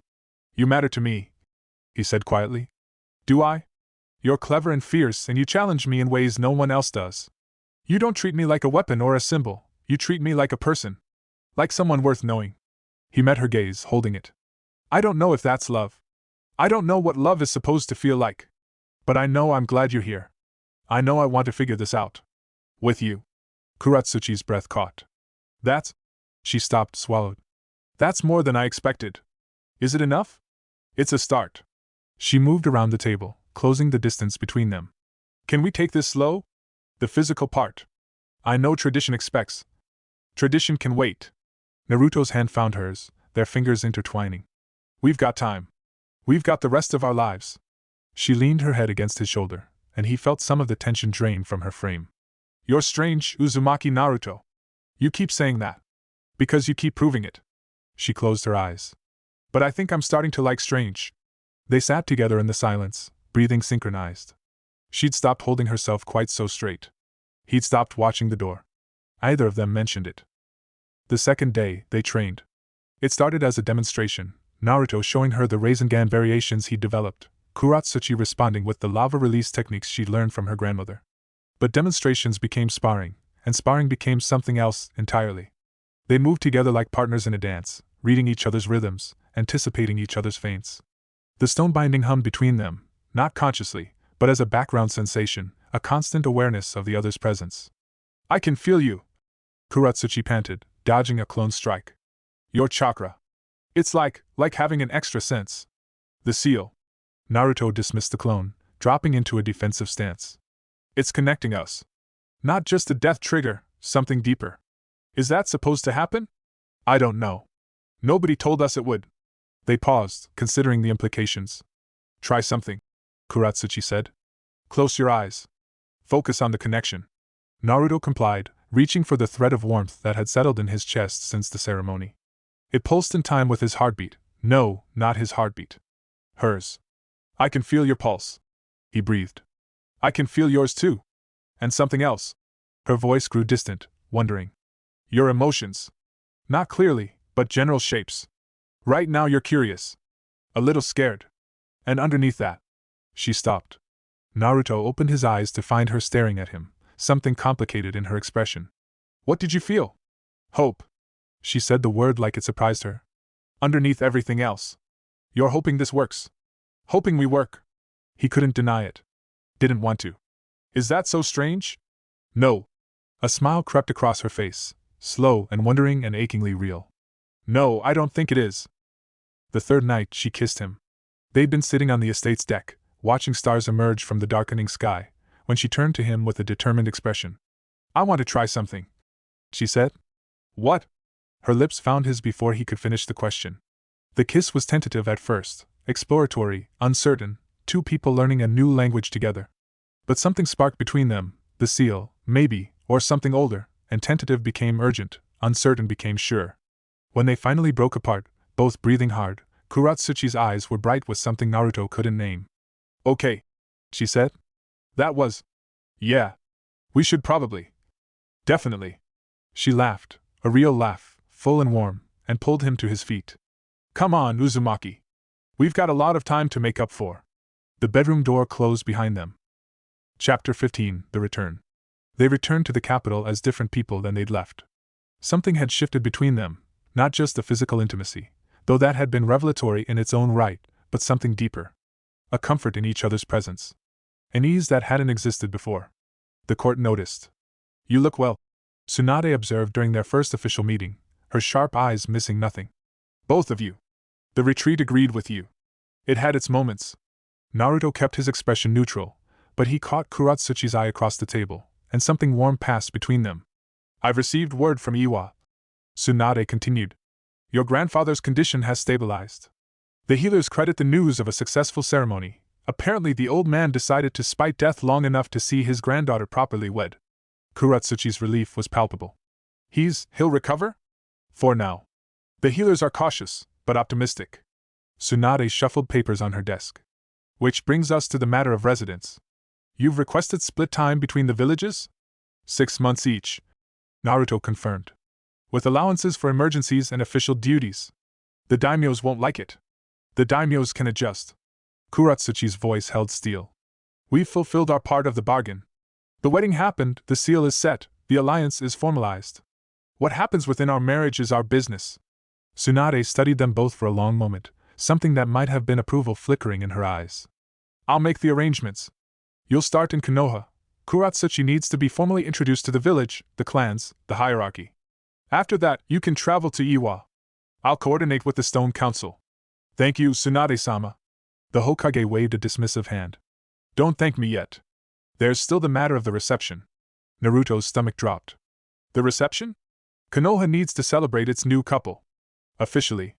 With all the political theater that entails. Tsunade's smile held a hint of sympathy beneath the steel. Welcome home, newlyweds. The real work begins now. The Konoha reception was scheduled for the following week, giving them time to establish routines and let the village adjust to its newest resident. Kuratsuchi handled the transition with characteristic pragmatism. She learned the layout of the village, introduced herself to the clan heads, earned grudging respect from Konoha's shinobi through training demonstrations that left even seasoned jounin impressed. But it was her relationship with Naruto's friends that surprised everyone, including Naruto. She's terrifying, Sakura reported after their first joint training session. In the best way. Her chakra control is incredible, and she's got this way of looking at you that makes you want to work harder just so she won't think you're weak. She called Shikamaru's strategy adequate. Ino added with a grin. I thought he was going to cry. She beat Kiba in an arm wrestling match. Choji contributed. Twice. Naruto listened to the reports with a growing sense of wonder. The Kuratsuchi they described was the same woman he'd come to know, sharp, competitive, utterly unwilling to be underestimated, but seeing her through his friend's eyes was different. Was more. She was becoming one of them. One evening, he found her in the backyard of their new house, a modest building near the Hokage Tower, chosen for its accessibility rather than its prestige. She was sitting on the grass, watching the sunset, a cup of tea growing cold beside her. Hey, he said, settling beside her. Hey yourself? You've been quiet today. She was silent for a moment, her fingers tracing patterns in the grass. I got a letter from grandfather, she said finally. He's proud of me. For how I've handled things. For making the alliance work. Her voice caught. He says he always knew I'd be a good leader. That I remind him of my grandmother. Naruto's hand found hers. That's good. Right? It's good. She turned to look at him, and her eyes were bright with unshed tears. It's just. I spent so long trying to prove myself to him. Trying to be worthy of his name. And now that I have, now that he's actually said the words, I don't know what to feel. Feel proud. You've earned it. I feel scared. The admission came out small, uncertain. I'm scared that I've changed so much I won't recognize myself anymore. That the person who wanted to be Tsuchikage, the person who defined herself by that goal, doesn't exist anymore. Naruto shifted, turning to face her fully. Do you still want to be Tsuchikage? She hesitated. I don't know. I thought I did. It was all I ever wanted, for so long. But now, she gestured at the sunset, at the village, at him. Now I'm not sure what I want. And that's terrifying. Maybe that's okay. He squeezed her hand. Maybe not knowing is part of growing. You're not the same person you were a month ago, either am I. But that doesn't mean we're lost. It means we're becoming something new. Something better? Something different. Whether it's better is up to us. She leaned into him, her head resting against his shoulder. When did you get so wise, Uzumaki? I've been taking notes. He pressed a kiss to her hair. From this terrifying Iwa Kunoichi I married. Her laugh was soft, but it was real. Flatterer. Only when it's true. They sat together as the sun sank below the horizon, painting the sky in shades of fire and promise. Chapter 16, The Warning. The reception was 2 days away when the messenger arrived. He was an Anbu, one Naruto didn't recognize, masked and anonymous, appearing in their living room without warning in the pre-dawn darkness. Uzumaki-sama. Urgent communication from the Hokage. Naruto was on his feet immediately, kunai appearing in his hand before conscious thought could intervene. Beside him, Kuratsuchi had assumed a combat stance, lava-released chakra flickering at her fingertips. Report. There's been an incident at the border. A patrol unit was attacked. Survivors are claiming responsibility lies with Iwa rogue elements. The Hokage requests your presence immediately. The words hit like ice water. Naruto glanced at Kuratsuchi. Her face had gone pale, her eyes wide with something that looked like shock. This isn't us, she said quickly. Whatever this isn't Iwa policy. I would have known. I believe you. He meant it. Whatever their marriage had started as, he trusted her now, trusted her in a bone-deep way that surprised even him. But we need to go. Now. They dressed in mission gear, not formal robes. Whatever was waiting at the Hokage Tower, it wasn't diplomacy.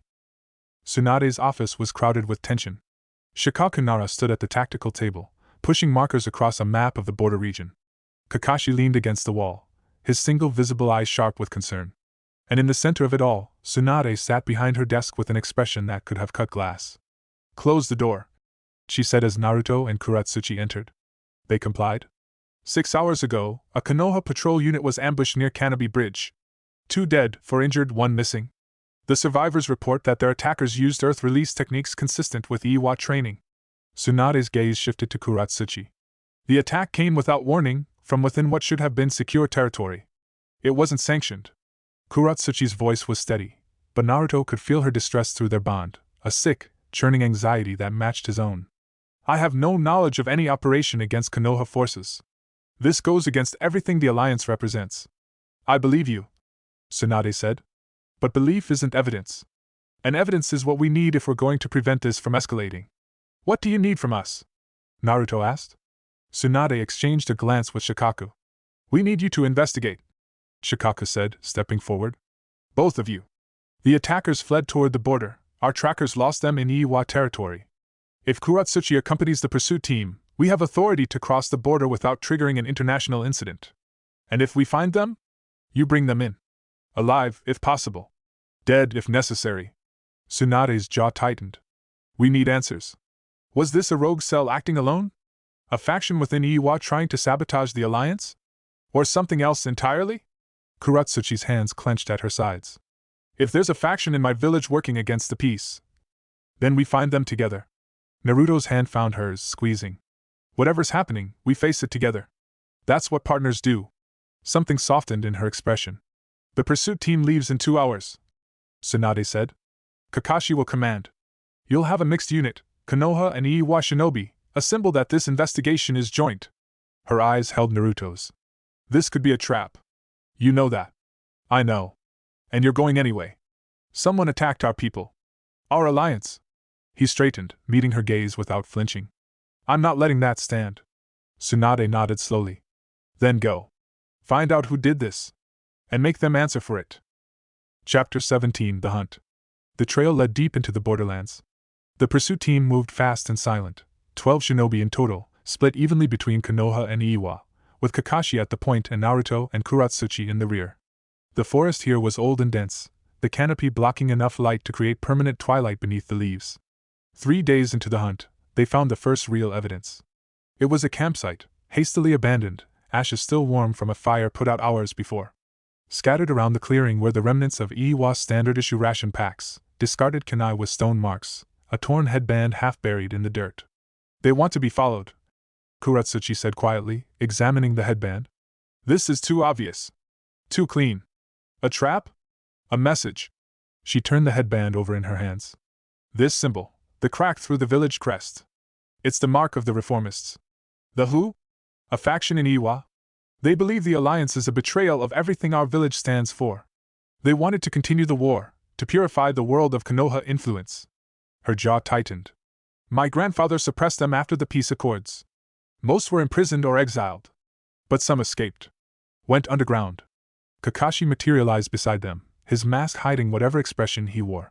So we're dealing with ideologically motivated insurgents who believe your marriage is an act of treason? Something like that. Wonderful. Kakashi crouched, examining a scuff mark in the dirt. They're heading east. Toward the old mining tunnels in the Takahashi Range. If they reach them, we'll never find them. Kuratsuchi finished. Those tunnels go for miles. Hundreds of entrances, thousands of exits. It's where Iwa hides its most dangerous secrets. Then we catch them before they get there. Naruto was already moving, signaling the team to follow. The bond between him and Kuratsuchi hummed with shared determination. Whatever lay ahead, they'd face it together. They caught up with the reformists at dusk, 3 miles from the mountain range. The insurgents had stopped to rest in a narrow valley, their sentries deployed with professional precision. Naruto counted 12 hostiles, more than expected, less than feared. They've got the missing patrol member, Kakashi reported, his Sharingan active beneath the headband. Southern edge of the camp, bound and guarded. Alive, from what I can see. Extraction priority? Naruto asked. Ideally. But if they use him as a shield, they won't. Kuratsuchi's voice was hard. I know how reformists think. They'll try to make him a martyr, kill him in front of us, blame Konoha for the death. Proof that the alliance can't work. Then we don't give them the chance. Naruto turned to the team, his voice dropping to command tones he'd learned in the war. Split into 3 units. Kakashi, take the north approach. Kuratsuchi, the south. I'll go through the middle and draw their attention. That's suicide. One of the Iwa shinobi, a scarred woman with hard eyes, objected. It's a distraction. Naruto's grin was sharp, predatory. Trust me. I'm good at those. Kuratsuchi's hand found his arm, squeezing. Be careful, she murmured. Always. And then they were moving, shadows splitting through the forest toward a battle that would shape everything that came after. Chapter 18, The Betrayal. The attack went wrong almost immediately. Naruto burst through the reformist camp's center with shadow clones and chaos, exactly as planned. The insurgents scattered to respond, exactly as expected. Kakashi's team hit them from the north, cutting off their retreat. But when Kuratsuchi's unit moved to secure the prisoner, the Iwa shinobi turned on them. Not all of them, but enough. 3 of the 6 stone ninja in the joint pursuit team revealed themselves as reformist sympathizers, their attack sudden and brutal against their supposed allies. Naruto felt it through the bond, Kuratsuchi's shock, her fear, her furious betrayal, a heartbeat before he heard her scream. He moved without thinking, crossing the battlefield in a blur of yellow light. Flying Raijin, his father's technique, something he'd been practicing in secret for months. He appeared beside her as she fought off 2 attackers, her lava release painting the night in deadly arcs. One of the traitors was already down, the other pressing his advantage. Naruto's Rasengan ended the threat with terminal efficiency. Are you hurt? He demanded, scanning her for wounds. I'm fine. Her voice was steady, but he could feel her shaking through their bond. They were waiting for this. The ambush on the patrol, it was never about killing Konoha shinobi. It was about getting me here. Getting us here. A trap within a trap. And I walked right into it. Her jaw clenched. My own people. Shinobi I've known for years. They looked me in the eye and lied. Later. Naruto grabbed her arm, pulling her toward the southern edge of the camp where their hostage was being held. Right now, we save the prisoner and get out. They found Kakashi already there, the last reformist guards neutralized, the bound Konoha Chunin half-conscious but alive. We need to move, Kakashi said, lifting the prisoner onto his shoulder. More hostiles approaching from the east, probably a response force. The traitors? Kuratsuchi asked. Captured or dead. But the damage is done. Kakashi's single eye held hers. This is going to be a diplomatic nightmare. Let it be. Something had hardened in Kuratsuchi's voice. I'm done playing defense. These people tried to destroy everything we've built. Everything we've sacrificed. They used our wedding as a weapon against peace. She turned to Naruto, and her pink eyes burned with determination. When we get back, I want to go to Iwa. I want to find the roots of this conspiracy and tear them out. No matter how deep they go. Naruto met her gaze, feeling her fury echo through their bond. Together? Together. Behind them, the sounds of pursuit grew louder. Ahead, the long road home stretched through darkness. They moved forward anyway. There wasn't really another option, and they both knew it, which made it slightly easier and slightly worse in equal measure. Chapter 19, The Reckoning. The return to Konoha was a blur of debriefings and damage control. The attack made headlines across all 5 nations. Reformist conspiracy threatens peace. The papers screamed, alongside editorials questioning whether the alliance could survive. The daimyos demanded answers. The councils demanded blood. Everyone, it seemed, wanted someone to blame. Naruto and Kuratsuchi stood at the center of the storm, their bond a lifeline in the chaos.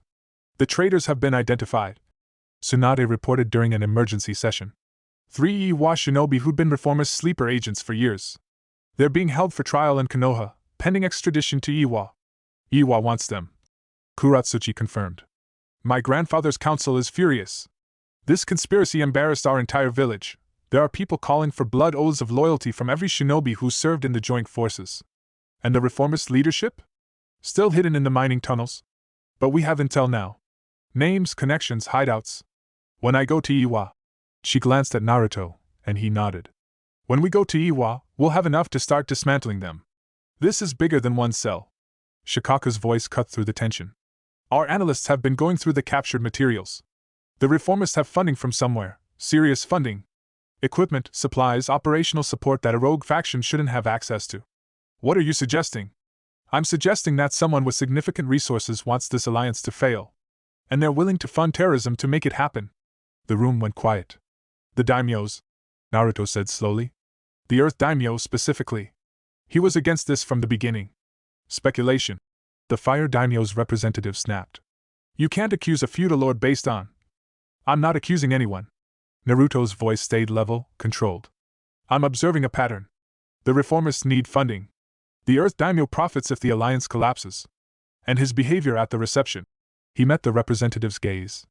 He knew something was coming. I could see it in his face. Even if you're right, Tsunade said carefully, proving it would be nearly impossible. Daimyos don't leave paper trails. They have layers of separation between themselves and anything actionable. Then we don't need proof. Kuratsuchi stood, her presence filling the room. We need to make the alliance so strong that sabotaging it becomes more trouble than it's worth. We need to show them, show all of them, that what Naruto and I have built can't be torn down by conspiracies and traitors. How do you propose to do that? Kuratsuchi looked at Naruto, and something passed between them, a wordless communication that their bond made possible. By living it, she said. By being visible. By going to Iwa and standing before my grandfather's council and showing them that this marriage isn't a political convenience. It's a commitment. A choice we're making every single day. And by bringing the reformists to justice, Naruto added. Publicly. Transparently. Let the whole world see what happens to people who threaten the peace. Tsunade studied them both for a long moment. You've changed, she said finally. Both of you. From the people who walked into my office 2 months ago, dreading what was coming. We've grown. Naruto's hand found Kuratsuchi's, their fingers intertwining. Together. Then go. Do what you need to do. Tsunade's expression softened, just slightly. And be careful. Both of you. We will. Kuratsuchi promised. And together, they turned to face whatever came next. Chapter 20, The Arrival. Iwa spread before them like a fortress carved from the earth itself. The village was everything Konoha wasn't, stone where Konoha was wood, cliffs where Konoha had forests, a harsh beauty that spoke of endurance rather than growth. The people who lined the streets to watch their arrival had faces weathered by wind and hardship, eyes that missed nothing. Naruto felt Kuratsuchi's tension through their bond, not fear, exactly, but something adjacent. The weight of coming home when home had changed. When she had changed. You okay? He murmured, low enough that only she could hear. Ask me later. Her chin lifted, her spine straightening. Right now, I have a role to play. They processed through the village's main thoroughfare toward the Tsuchikage Tower, a massive structure that seemed to grow from the mountain itself, every line speaking of permanence and power. The stone guard flanked them, Akatsuchi at their head, his massive form a reassuring presence in unfamiliar territory. The crowd's reaction was complicated. Naruto saw curiosity in some faces, hostility in others, and everywhere the careful blankness of people who'd learned not to show their feelings to outsiders. They don't know what to make of me, he said quietly. They know exactly what to make of you. That's the problem. Kuratsuchi's voice was flat. The yellow flash of sun, walking through the streets their grandparents bled to defend. It's going to take time. We have time. We have 6 months. That's not the same thing. The tower's doors opened before them, revealing a great hall filled with council members and clan heads and, at the far end, seated on a throne of carved stone, Inoki, third Tsuchikage, looking older and more fragile than Naruto had ever seen him. But his eyes were sharp. His eyes missed nothing. Granddaughter. The old man's voice was stronger than his appearance suggested. You've brought your husband to meet us. Finally. Kuratsuchi bowed, and Naruto followed suit. Tsuchikage-sama. I present Uzumaki Naruto, hero of the 4th Shinobi World War, Jinchuriki of the Nine-Tailed Fox, and... A pause, and something warm entered her voice. The man I've chosen to build a future with. The hall went utterly silent. Inoki studied them both, his ancient face unreadable. Seconds stretched into eternities. Then, slowly, impossibly, he smiled. Good. The word carried weight, approval, acceptance, blessing. You've done well, little pebble. Better than I hoped. Kuratsuchi's relief was a physical wave through their bond. Thank you, grandfather. Don't thank me yet. The smile sharpened, gaining edges. The reformists are still out there. My council is still divided. And there are people in this very room who'd happily sacrifice your marriage to regain their power. His gaze swept across the assembled dignitaries. But if you're the granddaughter I raised, if you're the woman I believe you to be, you'll face them all. And you'll win. Naruto stepped forward, drawing every eye in the room. We'll face them together, he said. And we'll win together. That's what this alliance is about. The old ways divided us. The new ways will unite us. And if anyone has a problem with that... He let Kurama's chakra flicker at the edges of his form, a subtle reminder of the power he carried. They're welcome to take it up with me. The silence that followed was different. Not hostile. Not welcoming. But something else, something that might, given time, become respect. Well-spoken boy. Inoki's smile had turned genuine. You might just be worthy of my granddaughter after all. Epilogue, 1 year later. The sunset over Konoha painted everything in shades of gold. Naruto stood on the Hokage monument, in his usual spot on his father's stone head, watching the village spread out below. It looked different now, reconstruction complete, new buildings rising where old ones had fallen, the scars of war finally fading into memory. Footsteps behind him, familiar as his own heartbeat. You're brooding again, Kuratsuchi said, settling beside him. Should I be worried? I'm not brooding. I'm reflecting. That's what you always say when you're brooding. She leaned into him, her shoulder pressing against his. What are you reflecting about? A year ago today? The wedding. Everything that came after. She was quiet for a moment, her presence a warm, steady pulse through their bond. Lots changed in a year. It had. The reformist conspiracy had been broken, not entirely, not forever, but enough that the immediate threat was contained. The alliance between Konoha and Iwa had strengthened, becoming a model that other villages were beginning to follow. And Inoki had finally, reluctantly, agreed to name his successor. Your grandfather's announcement is tomorrow, Naruto said. Nervous? Terrified. Kuratsuchi's laugh was soft, self-deprecating. The council's still split. Half of them think I'm too young, the other half think I'm too influenced. By me? By Konoha. By the alliance. By everything we've built. She turned to look at him, and her pink eyes held something that made his breath catch. They're not entirely wrong, you know. I have changed. Because of you. Because of this. Is that bad? No. She reached up, her fingers tracing the whisker marks on his cheek. No, I don't think it is. The sun was almost down. Below them, Konoha was lighting its lamps street by street, the way it always did. Families gathering, the endless pulse of life continuing as it always had. I love you. 3 months later, Kuratsuchi was named 4th Tsuchikage. She was the youngest person ever to hold the position, and the first to do so while married to a citizen of another village. 2 years after that, Naruto succeeded Tsunade as 7th Hokage of Konoha. Their marriage outlasted most of the political agreements that had necessitated it. The daimyos who'd orchestrated the union died. The council members who'd opposed it retired or were replaced. The reformists were broken and scattered. Through all of it, the Konoha Iwa alliance held, not because the paperwork was airtight, but because the two people at the center of it had decided, over and over, in small daily ways, to keep choosing it. Kuratsuchi, when asked about it in later years, always gave the same answer. We were both too stubborn to let it fail.